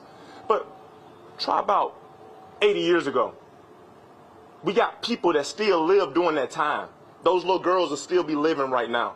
That 9-year-old girl that got sprayed with hoses and you put dogs on her and put her in jail, she's still living right now. It's a little children's book. I read this book about this 9-year-old marcher to my kids. That's why educating our youth and informing them of our history is so important. A lot of people try to push it past. You're like, oh my gosh, like that's behind us. No, guys, we living in it right now. We got a blonde-haired, blue-eyed white kid and a black Muslim religion black kid who are coming together and showing the world that we can come together. We can happen. We don't have to see everything. Everything doesn't have to be viewed in this perfect little snow. So what's interesting is, again, you look at all this other stuff. I mean, Abdul was right. He's like, I'm sorry. He's like, yo, you want to ride with that dude? I'm going to say something. And he should say something. And here's the deal. Jackson Dart, if you want to ride with Trump, go on right ahead. We'll deal with the consequences after the fact. And listen, understand, y'all, when you look at NFL locker rooms, you know what typically happens? You got your white players and your black players. You got your white linemen, especially offensive linemen, many of them going to be Republican. When the Freddie Gray stuff happened in Baltimore, you had white cops. When George Floyd happened, you had white football players were like, yo, I don't understand. Why can't y'all comply? And the black players were like, let me explain to you how this shit go down. This all happens. And so, Jackson Dart, you chose to step your ass out there, and speak at the Trump rally. You can talk about all you want to. Oh, no, I just respect the office. That was the same thing Nelly said while he performed the inauguration. Oh, I respect the office, and my family got a military background, so I respect the office. Well, guess what? You're going to get to catch that heat that come with it, especially when you have an insurrectionist, a lying, narcissistic, corrupt asshole who you're speaking and representing. You got to deal with it. And so he's now going, they can sit here and what's his name? John Harbaugh. This is what the head coach of the Giants had to say when he was questioned. John, just to clarify. You said you knew that Jackson was going to meet the president and shake his hand. Did you know that it was going to be in a public way introducing the president? No, but it doesn't matter. I'm not worried about it. I'm not into all those details about it. It's not. Now, John Harbaugh, he knows. Remember that smiling photo of him in the Oval Office? And he had a trash-ass season with the Baltimore Ravens. That's why he got fired. I guess Abdul Carter's saying, say, man, you get close to Trump, you're going to end up losing. Carter's like, I ain't trying to lose on this team. I think that's what he was telling them, Matt. He was like, yo, if you want to line with that racist, you want to line with that piece of crap, go right ahead. But don't think for a second I'm not going to call you out because you're the quarterback. And it's been all this conversation. There's been more conversation about Jackson Dart and really more Abdul Carter's response, because you got Boomer Esiason criticizing him. Skip Bayless said he shouldn't go public. It's like it's a whole lot of conversation, but you know what you have not heard a lot about in all of this is the fact that the Giants owner, Steve Tisch, was kicking it with girls with Jeffrey Epstein. Ain't that interesting? They spend more time talking about Carter's response to Dart as opposed to the Giants owner talking about getting with girls with Jeffrey Epstein. Matt, go ahead. Yeah, of course. Yeah, deflect in every other direction. I mean, we're seeing that everywhere. I don't have much to add beyond a couple things. First, I think there's still an underlying, problem that people have with athletes having political positions at all. I think there's still a lot of people who think they need to shut up and dribble or play the sport, right? And they shouldn't be weighing in. They're people, they're going to have their opinions. I support Jackson Dart's, ability to have his First Amendment opinion and to support whomever he wants. But this is really not about that. This is about consequences. And when you're the quarterback of the team and you align with somebody who's as much a hot button issue as Mr. Trump is, then you can expect you're going to have backlash. And I think it's good that Carter called him out. I wonder how these conversations actually happen behind closed doors, because the problem is when we see it through the prism of public statements, we're getting the little bit of what they say. I don't know what's really happening in the locker room, but I don't think you can be surprised. I mean, especially when you have somebody like Trump, because when you play on a team with a lot of brothers, if you have somebody who is through his policy and through his rhetoric saying he hates black people, what do you expect to happen?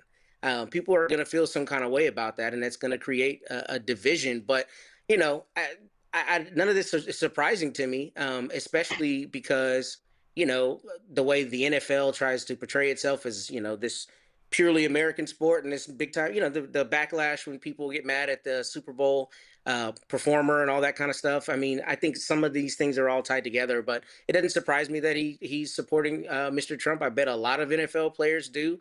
And it's good that you have divergent opinions, somebody calling them out. That's exactly what needs to happen. And it's like, hey, Thelma, it's all good. You want to stand up with your boy Trump, go right ahead. But expect to get your ass lit up too. Absolutely. Absolutely. And it makes me think of how the NFL really put Shador Sanders through hell for being raised right and being respectful and knowing how to articulate and knowing his value. But when we're looking at it, a quarterback, quarterbacks are considered the nucleus, considered the leader, the face of the franchise. And when you go out and make a mockery of the franchise in the face of individuals that look like me, you're showing the disrespect. You're showing the lack of leadership. You're showing that we can't trust you. Like we say, we don't care who you align with, but when you put it in our face to let us know, like this what it is, well, we finna show you what it is. We're going to start speaking up. We're going to start articulating. We're going to start letting you know. And you better also understand that when it's time to go on that field, guess who got to protect you? So you going to play in our face for the president, but we got to protect you on that field. Pick your side wisely. But he showed us the side that he picked. He ain't picked the side of his teammates. He picked the side of his ego. And that will fail each and every time. No, absolutely. Michael, is interesting. Again, seeing this reaction, and again, folks are all upset and they mad. It's like, well, double standard. What would happen if the quarterback went out and introduced Obama? Well, Obama wasn't corrupt, wasn't a sexual predator, and wasn't a convicted felon.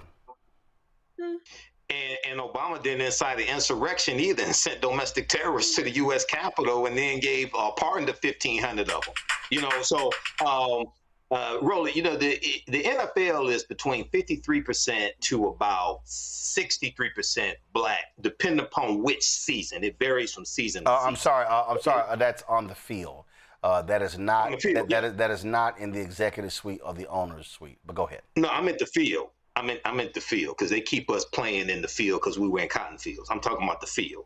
Okay, so then when you have a display like this, right, and you have Jackson Dart introducing Trump, but then trying to defend it and say, he had family members that served in the military. Trump doesn't respect the military, and none of Trump's family members ever served in the military. Okay. And then he talks about he respects the position. Donald Trump doesn't respect the position.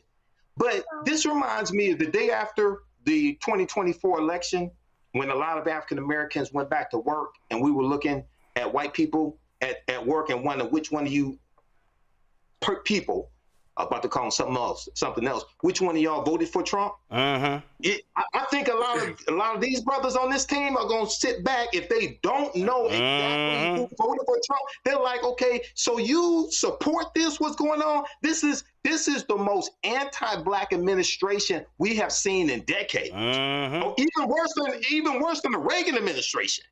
And you sitting up here supporting this? I think it's going to cause a lot of brothers to rethink, okay, who are we surrounding ourselves with? Who are we on this team with? This is a deeper conversation. Now, it sounds like Jackson Dart and Abdul Carter, have, put the disagreement aside and, we'll continue to work together. But this is something deep right here. Yep. Because you're going to be silent while all this devastation takes place.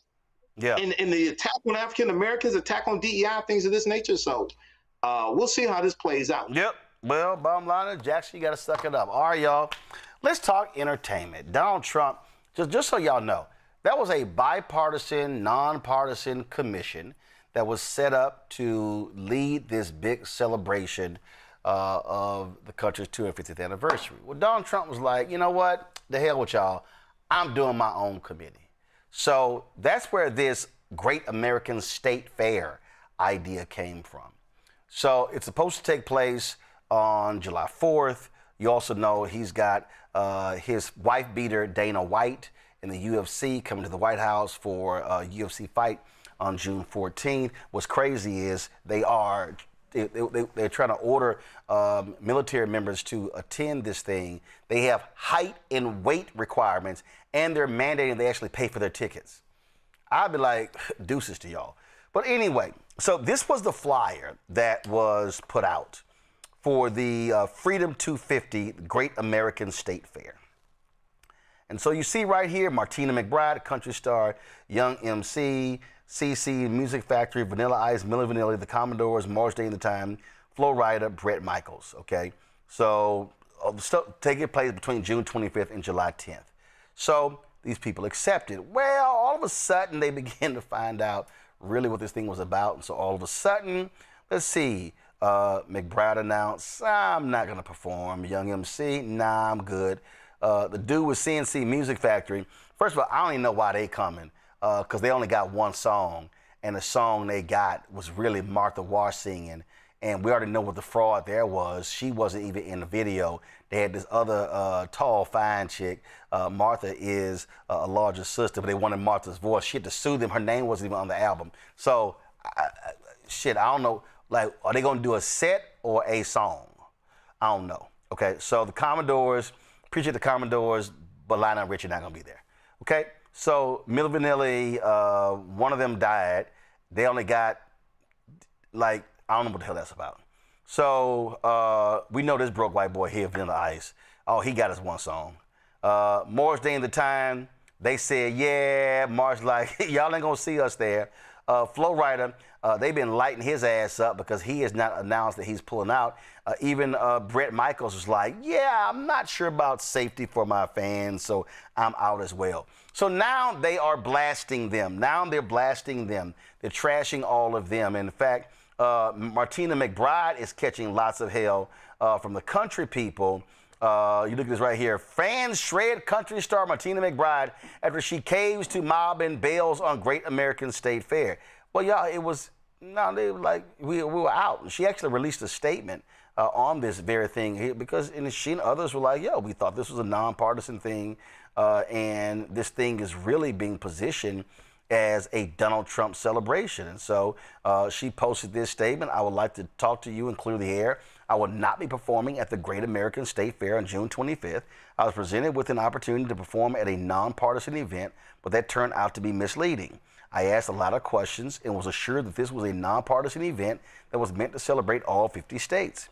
In my mind, I thought this was a great way to celebrate the states and also bring people together in the way that only music can. I saw it as just a bigger version of so many state fairs I have performed at over the years, celebrating community and what makes each state special.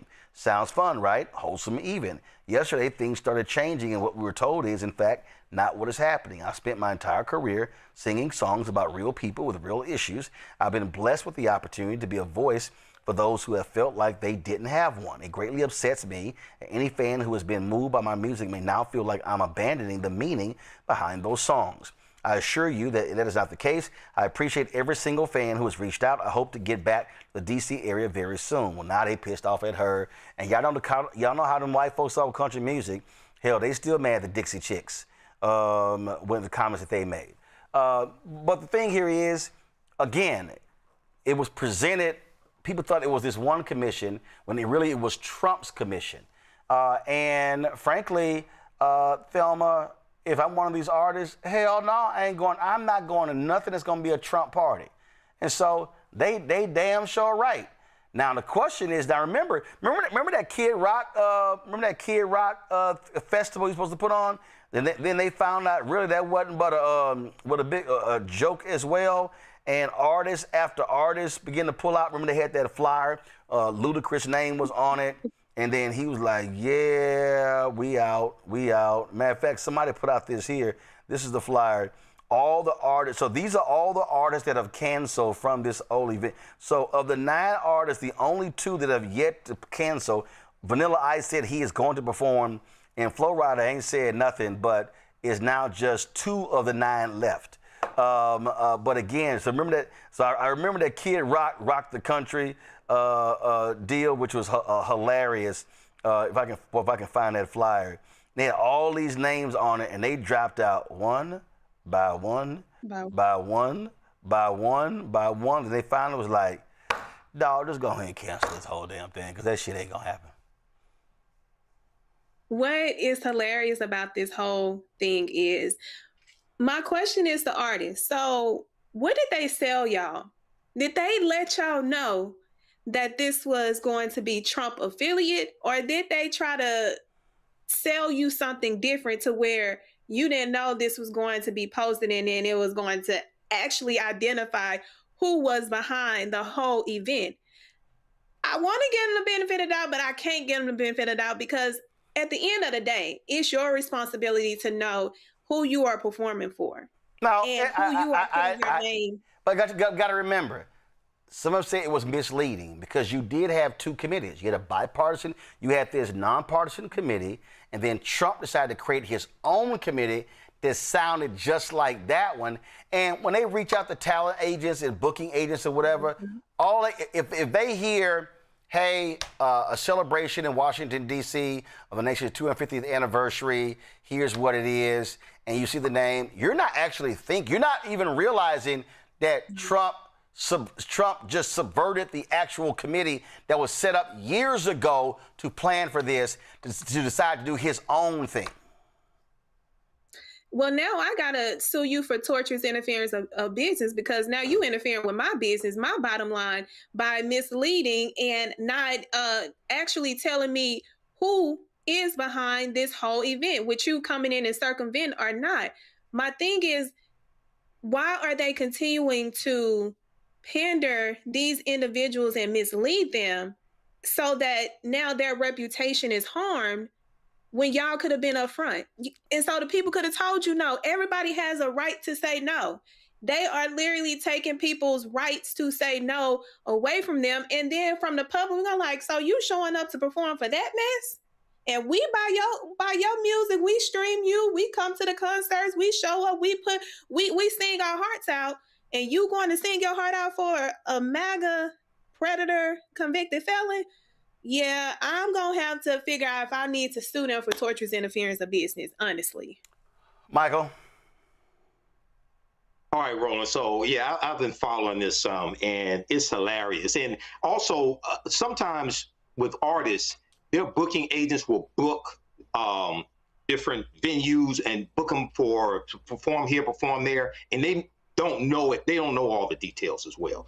But yeah, I'm glad I follow Morris Day on Facebook. So I saw him post that they're not performing. So I was really glad to hear that.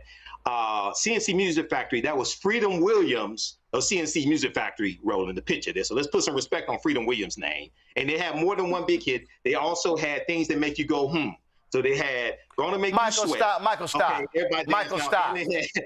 Michael. I'm serious. Michael, stop. I'm serious. Michael, stop it. I still have a CD. Michael, they got one hit. Yeah. He had two. Well, Gonna Make You Sweat was the big hit. And wait a minute. And the only reason that song was a hit was because of Martha Wash, and she wasn't even in the video. She wasn't in the video. She wasn't in the credits. She had to sue their ass, so she ain't gonna be there. So so you gonna have somebody on a track. You gonna have somebody on a track singing her part.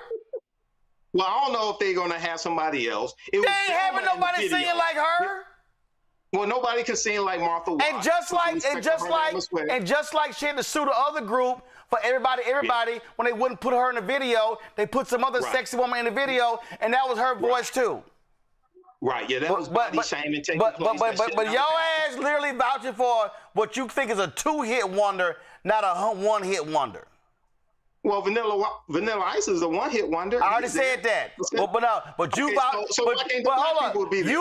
like CNC Music Factory had a whole album banging. I didn't say they had a whole album banging. Not even a half an album. Roland, I said they had two hits. Not even a quarter of an album. Okay, and then that was Fabrice. Matt gone. Matt, I can't listen to any more of this from Michael. Matt gone. Dang, Matt. Why do we come on this show and let this happen every week that we come on, Michael? I don't understand it. But that's a conversation. Roland likes having us, Look, I ain't get a chance to talk about Brett Michaels. Here's my thought. So I think Michael was kind of getting to where I was, which is I'm a little dubious that they didn't necessarily know what they were signing up for. I mean, that's plausible, right?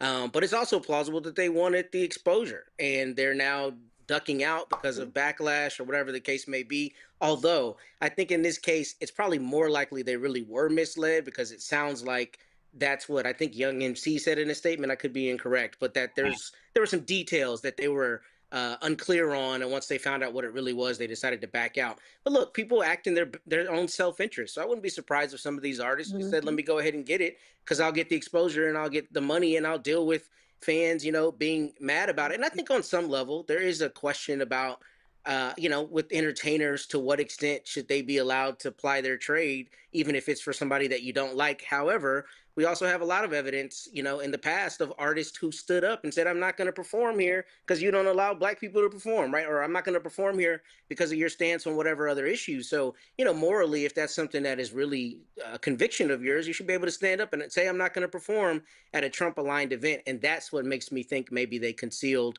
all the details to try to dupe them into performing. And we know that's kind of his MO, right? It's not being straight up about things and being fraudulent. So that might have been exactly what happened here. Yeah, okay.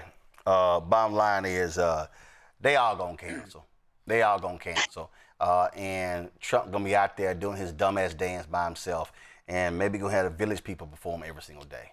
All right, y'all. Employees of the Department of Labor received a long email strongly urging them to report violations of the Trump administration's ban on diversity, equity, and inclusion. The email sent to DOL workers on May 22nd said that DEI-related discrimination could include any employment action as motivated by an employee's or applicant's race, sex, national origin, or religion. It could also include practices like demographic targets or quotas in hiring or promotion, excluding candidates from training or networking opportunities and DEI training that stereotypes or demean employees. From the man who demeans people. The memo shows the DOL's commitment to continue the Trump administration's efforts to crack down on diversity initiatives following a 2025 executive order. Workers can report alleged violations for up to 3 years under the Office of Special Counsel statute of limitations, meaning they can flag instances dating back to the Biden administration. Idiots. You don't have any control over that. Folks, on Monday, the murder trial for 19-year-old Karmelo Anthony begins in Collin County, Texas. Anthony is charged with first-degree murder in the death of Austin Metcalf. On April 2nd, 2025, Metcalf and Anthony, both 17, got into an altercation at a Frisco ISD track meet. Anthony says he was only protecting himself when Metcalf, according to witness statements to police, tried to shove Anthony, who attended a rival high school, out of a pop-up tent. That's when Anthony grabbed a knife from his backpack and stabbed Metcalf in the heart. The emotionally charged, high-profile case has led to protests, threats, and doxing calls targeting both families and even a judge involved in the case. Thelma's going to be attending the trial and covering it for us. Thelma, this has gotten lots of attention. And just for folks who don't know, Collin County is north of Dallas County, but it ain't Dallas County. It is not Dallas County by a long shot. So explain, just give people just a sense of what it's been like with all of the coverage of this case. So when this case first happened, I started reporting on it because I wanted people to understand what the law actually means when it's self-defense. It was self-defense element from the beginning. So covering the story, it has become one of the most toxic environments because it became race related and not so much on the African American side. It immediately became a MAGA infused racial tone. And I can identify the people who started, but that's not the point. The point is this case should be tried in the court where jurors have the ability to hear the evidence and make a determination on the law. But because it's been so fueled, we have now to think, okay, is the jury pool being tainted because of race? And that's when it comes to Collin County. Collin County is one of the counties that if you get in trouble in Collin County, you better hope that God sent all his disciples down, because especially if you're a person of color. But covering it, I can even attest to me receiving phone calls of threats because I covered it. But I ain't never scared, especially when it comes to my people, because self-defense is such a hard element for people to grasp. I wanted to break it down so people can understand you cannot approach someone, take their items, assault them, which is considered a robbery in the state of Texas, and they don't get to defend themselves with the force that they believe is necessary to detain the threat that an individual invoked upon them. So when we're looking at it from a full lens, I believe that the way that the court has put the gag order has forced people to the documents to be sealed was the best thing for the integrity of this case. Well, it's going to be certainly interesting to see what happens, and so we'll look forward to your daily dispatches from the court. All right, let's quickly go to our Black Star Network headlines. We'll do that after the break. We'll come back after the break. We'll do the Black Star Network headlines. And then I got to show y'all crazy-ass racist white people. You're watching Roland Martin Unfiltered on the Black Star Network. No election in Georgia will ever be the same. You're not gonna be able to tell black folk your vote don't matter in 2 years when it's the gubernatorial race and these state legislative races, that we don't have the power to win a state Senate seat. Now I say that, but this is the caveat. This is the tricky part.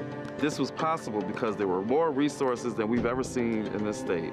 The question is gonna be, now that we done saved the country and white folks in the country aren't feeling like the world is falling apart, is there going to be the same kind of investment in black-led organizations and in black communities? If there is, there's no election in the state that we can't win. There's no election in the South we can't win. We'll still be motivated. We still will have learned lessons. Black folks still going to be amped. But at the end of the day, it's not sustainable. We can't really count on external funding long term. Independent politics requires independent money. When we can combine that kind of economic power with the political power, now we're talking. That's nation building. That's what we're trying to get to.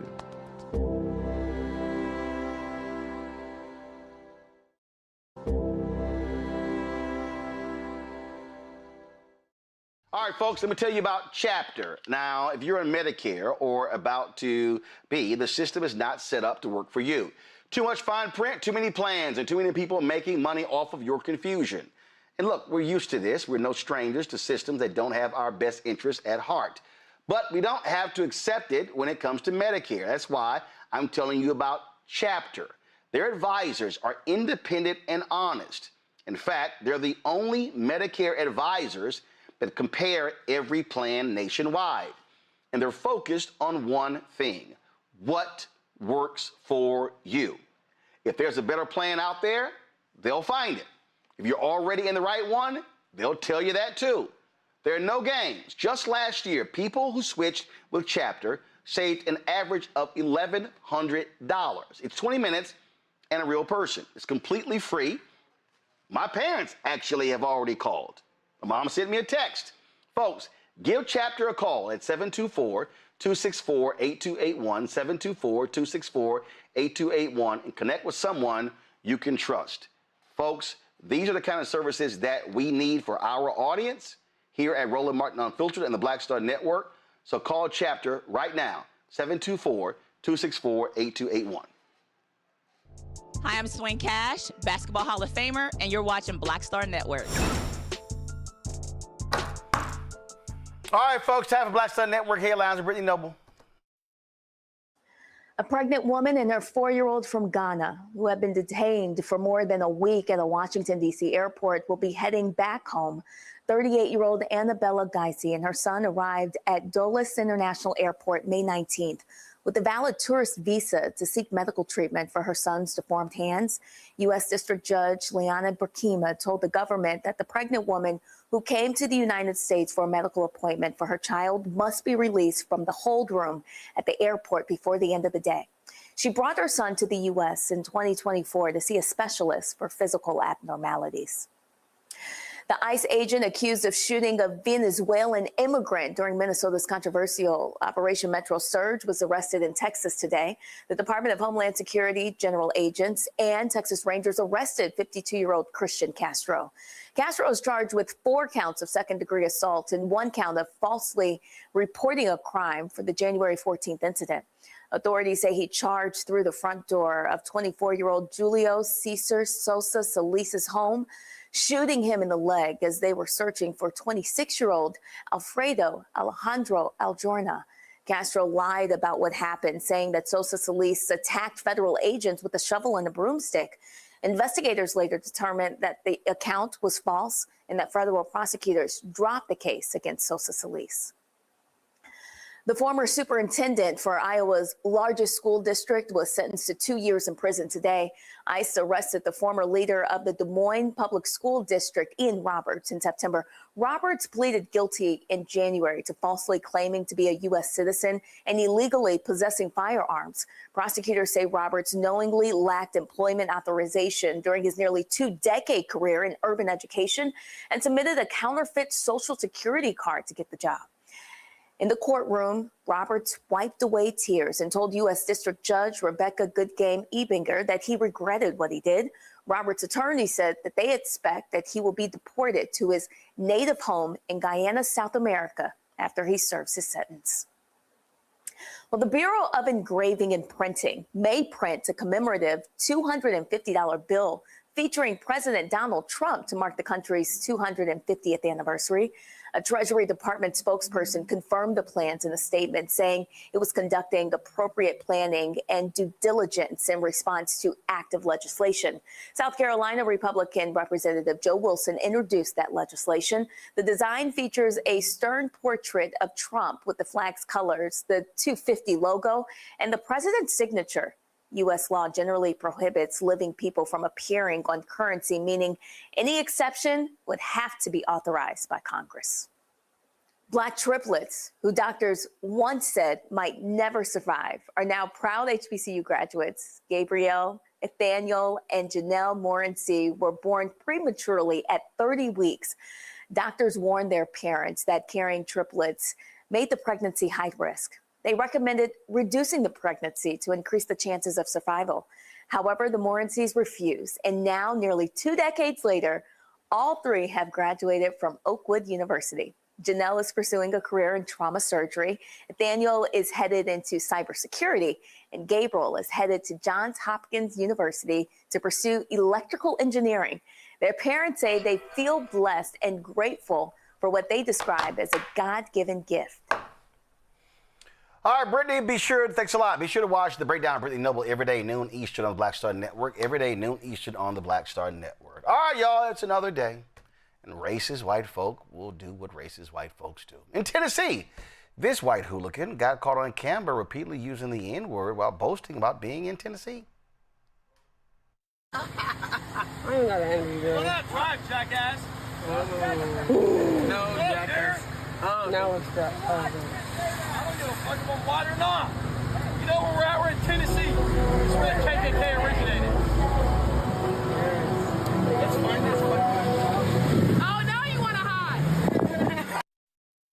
So you talk trash, and then when you realize they're recording, then you want to duck. No, that's not quite how those things go. And of course, they have been posting him. He's quite familiar now on social media. FAFO, Matt.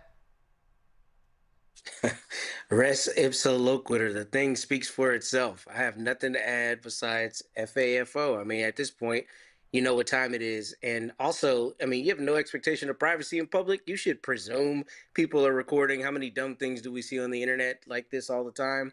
So really bold for him to do that, but then to try to hide his hands after throwing the rock and trying to hide. Sorry, Chief, you can't. Is what it is.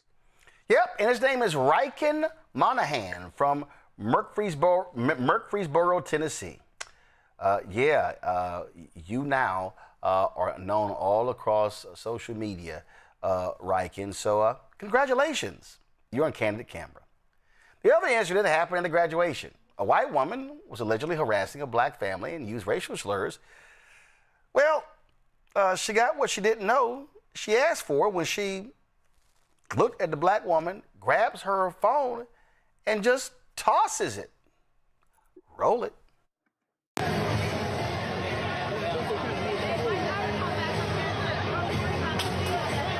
who throwing? Oh! Make it count, baby. Make it count.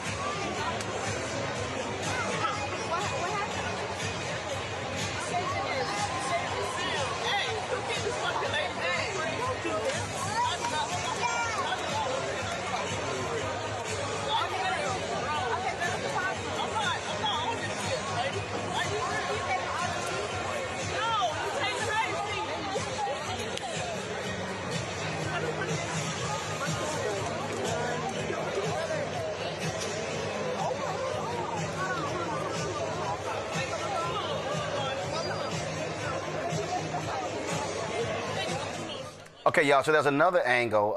So check out this angle here so you can actually see what happens. Watch this. Are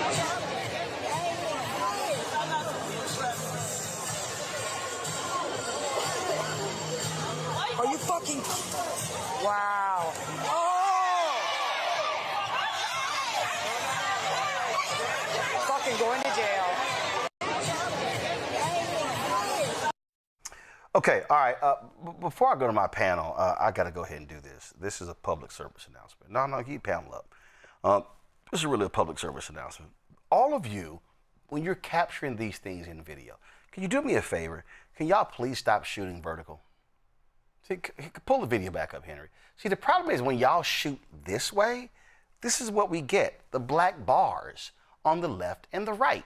So it's narrow, okay? That's a problem. So do me a favor. If you're gonna shoot somebody getting their ass whooped, I would like for y'all to shoot horizontal or landscape. Now, let me show you, okay? Also, here's the other tip right here, okay? If you're gonna shoot video, can y'all do me a favor and not screw up the actual action? Okay, Henry, roll the video. Y'all can see what I'm talking about. Audio, audio. Give me audio. Are you fucking... Wow. Okay, all right. Okay, so whoever shot, I don't understand why you pointed the camera down. You missed the punch. Okay, you missed the punch. Okay, you you missed the punch. I mean, you missed. We call that missing the money shot. Okay, you call that missing the money shot. All right. So like reminded me when we went to Cincinnati at the Cincinnati Music Festival, and I go on. Snoop Dogg calls me out to go on stage, and we dancing, and Antoine is shooting, and he actually misses the money shot, and I'm like, dude, how did you miss the shot? That's why you're here. Okay, so do me a favor. And also, here's the other thing. Y'all got too much headroom, okay? Y'all got too much headroom, all right?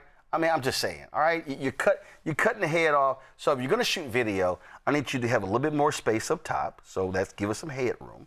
I need you to keep the camera steady. I'm just going to show y'all an easy trick, okay? So don't hold the phone like this. So what you do is you take these two middle fingers and you place them on the back of the phone. This is also how you take selfies. And then you put that index finger, that pinky finger below, and put that index finger on top. And then what you do is you don't have your phone deep into your palm. What you do is you put it right there in that little nook right there. And then that's how you now are able to control your video. Now you can sit here, and guess what? I can shoot right-handed. I can flip this sucker. I can shoot left-handed. Nope, Thelma, you're doing it wrong. You're absolutely doing it wrong, Thelma. That's just totally wrong, okay? So I'm just saying, because that way, when y'all catch somebody getting scored, Michael, you're doing it wrong too. When you catch somebody getting scored on, you can actually shoot all of the video. We can't see the dipping down, you missed the punch, all of that. But let's get back to it. Bottom line here, these white folks act a fool. They show their racism. Thelma, you a lawyer, okay? And people are commenting and say, because actually when the video, somebody said, oh, y'all going to jail. And the person's like, no, we didn't go to jail. We stayed for the graduation. But when a white woman grabbed her phone off of her body and tossed it, she was committing assault, and the black woman defended herself. That's absolutely correct. That is considered offensive contact. As soon as you touch someone and you are the aggressor, and depending on what state you're in, that can be something simple as a Class C all the way up to a felony. Now, she better be glad that's all that black woman is. See, I know that black woman held some composure, because if they was outside in that street, in that open field, it would have been up and stuck with her. And this is the thing with these white individuals. We are not our ancestors. And in regards to what we gonna make you taste our ancestors. So if you want to nuck like the Negro spiritual in Atlanta, we will buck back. And this is an example. Don't nuck if you can't buck. And we know these white people are soft as the pillow cushion because they want to talk more than they use their hands. But when we use ours, then they want to be like, oh, I'm gonna press charges. No, you the one that's going to jail, honey, because we let you talk, we let you react, and we respond. Period. Yeah, and it's just, I just said over and over and over again here, Michael, and it's real simple. These racists show themselves.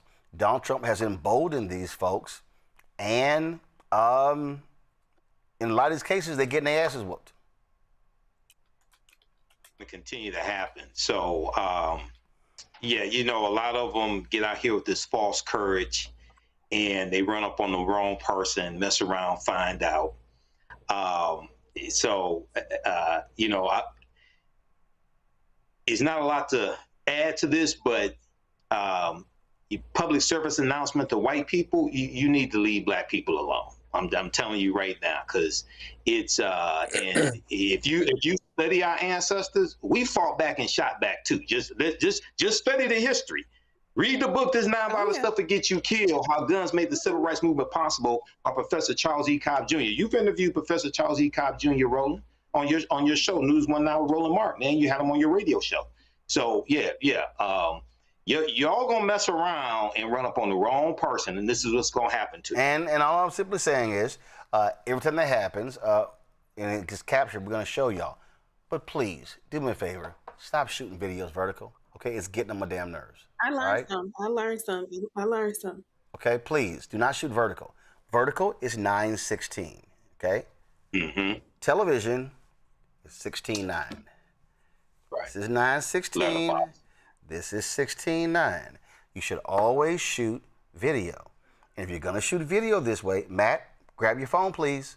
Do you know how to do this? No, I'm definitely not doing that. No, Matt, I don't even want to hear. I don't want to hear. Matt, do you know how to do this? Nope. I will die on this hill, but you're right. Matt, you're right. Matt, you don't know how to do this? Video, but I'm not doing it. Matt, I do know how to do it. You know how to do but this? I'm not finna do it so you can come up with some crazy, Matt, you ain't right. No, I'm not. No, I'm just simply, I'm right. instructing, I'm simply instructing everybody on the panel. And first of all, here's the other deal. Henry, play that video again. Play the video again. Okay? All right, see right there. You ain't got to play it. Just stop it right there. Okay? Y'all, right there. That's a dirty screen. Okay? Okay, let me be real clear. When your video looks foggy, that means your screen is dirty. Okay? Let me help y'all with this here. Okay? So do me a favor. When your screen is dirty, don't do this. Right. Just saying. Don't, that's a smudge. Don't do that. So you should properly clean your lens, front and back. But if you're going to be shooting your back of the camera, shoot in the back. So there you go. You do it this way. And so go ahead, Thelma, hold your phone up. Hold your phone up. Let's see how you do it. See, Thelma, I told you. Damn it. Cut that vertical shit out. I told you. Right? No, see, right there. See, right there. Your camera's going to be unsteady. See, you got, nope. Because see, you do it with that right hand, it's going to get in the way of the lenses. Nope. Put those middle two fingers on the back. See, Matt is being obstinate, okay? See, Matt was that child who you would say thank you for the cookie, and he'd be like, see, that was Matt. That was Matt.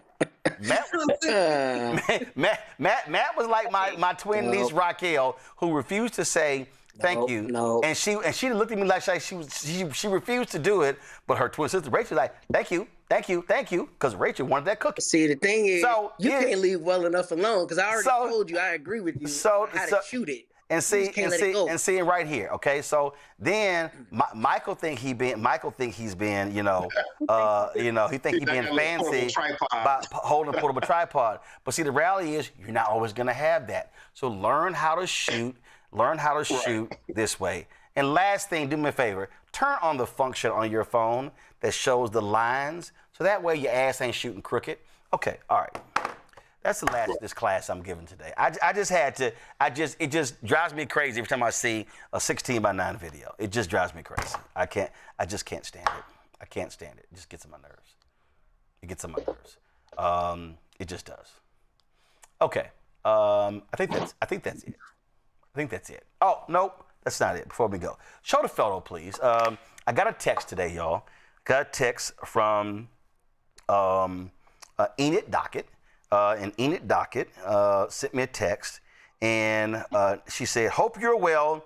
Yes, paid subscriber still. My mom in Ohio, a loyal you watcher, passed a few weeks ago. By the way, she was 99.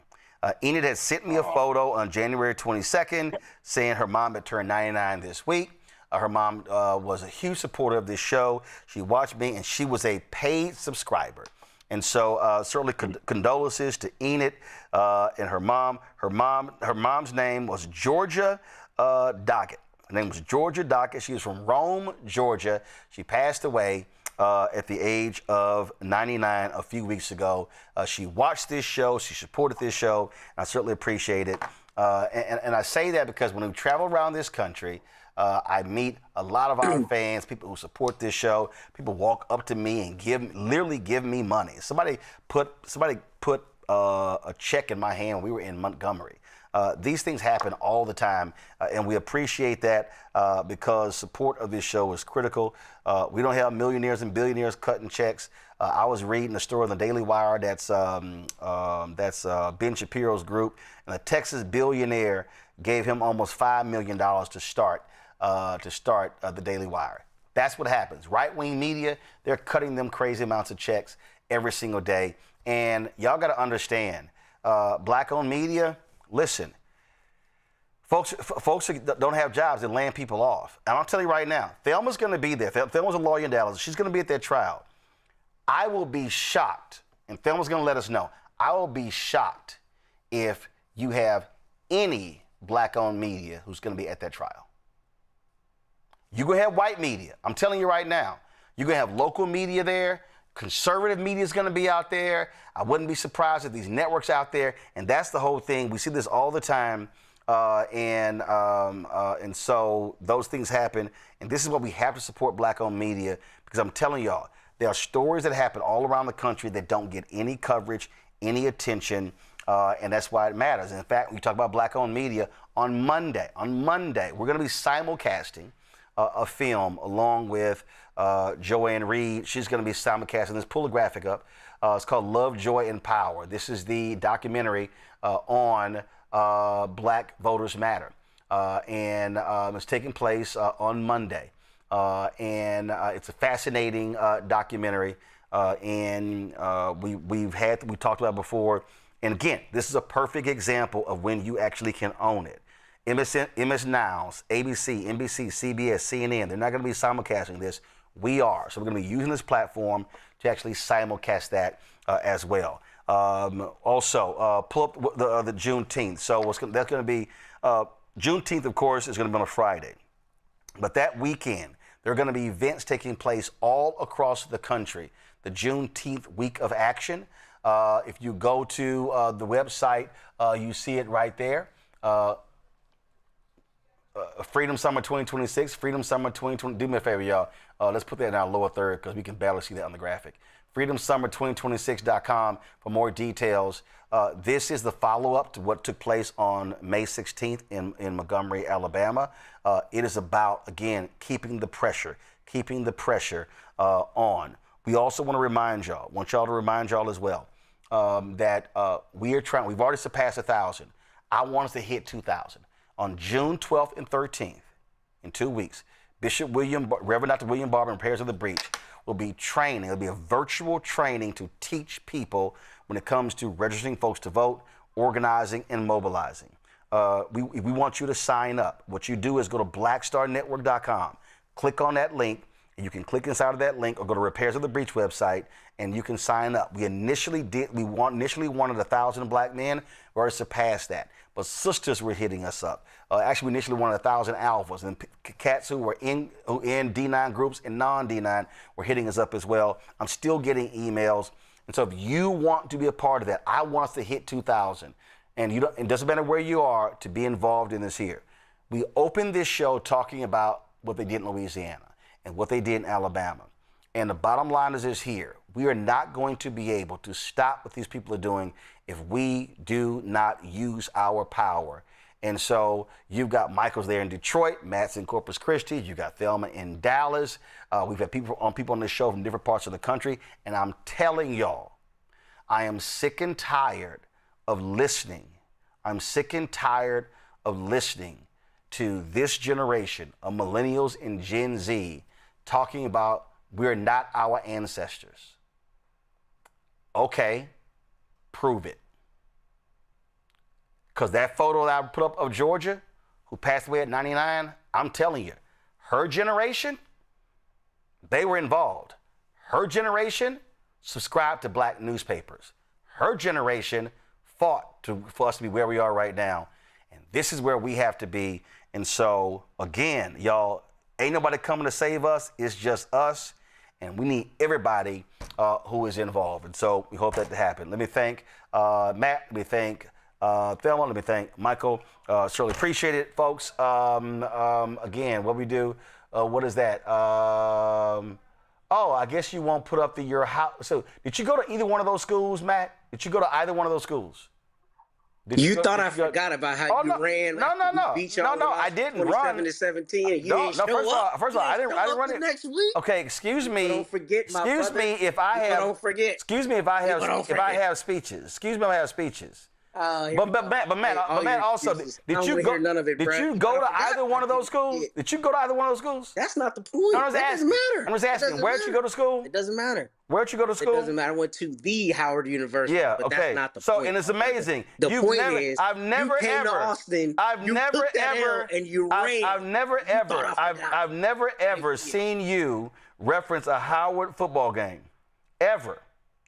It's amazing how you and Ricky Smiley. Ricky Smiley always talks about Alabama, but he don't talk about the Alabama school he went to, Alabama A&M. So it's amazing how you never ever talk about Howard. And I mean, look at this. Y'all even won y'all homecoming, and you never even mentioned y'all beat Morgan State. Yes, I thought so.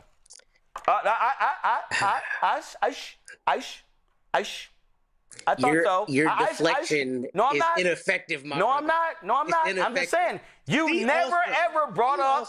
You never ever brought up Howard. Have more Super Bowl You wins never ever brought up Howard. You've never ever brought up Howard football. Ever. That's not the point, bro. You won't even bring up the Howard golf team, the Howard basketball team. You barely won a Howard shirt on this show. Matter of fact, I doubt there's anything in your office right now with Howard on it.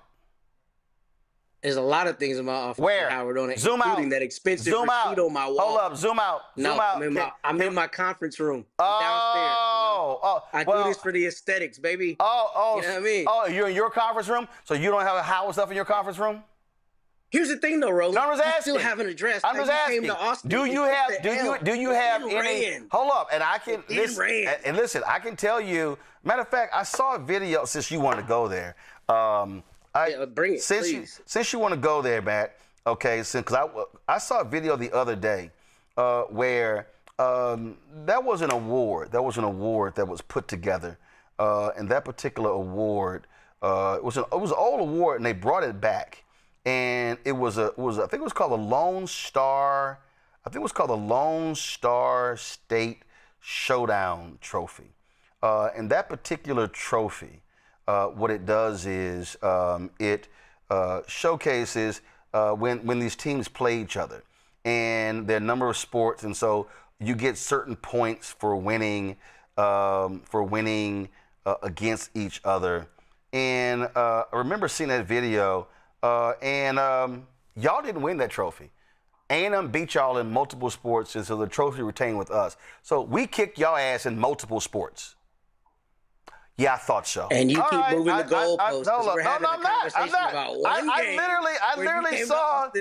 literally saw the video. You show up on your own show, brother. No, actually, I had a speech. I literally saw the video, and I immediately thought of you. So when I find that video, I'm going to be sure to send that video to you to remind you of who owns you.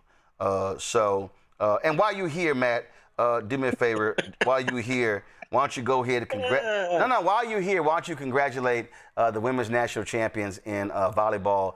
Y'all lost in the semifinals, if I remember. But while you're doing that, why don't you also the women's tennis champions while we're here? Okay, we got to go now.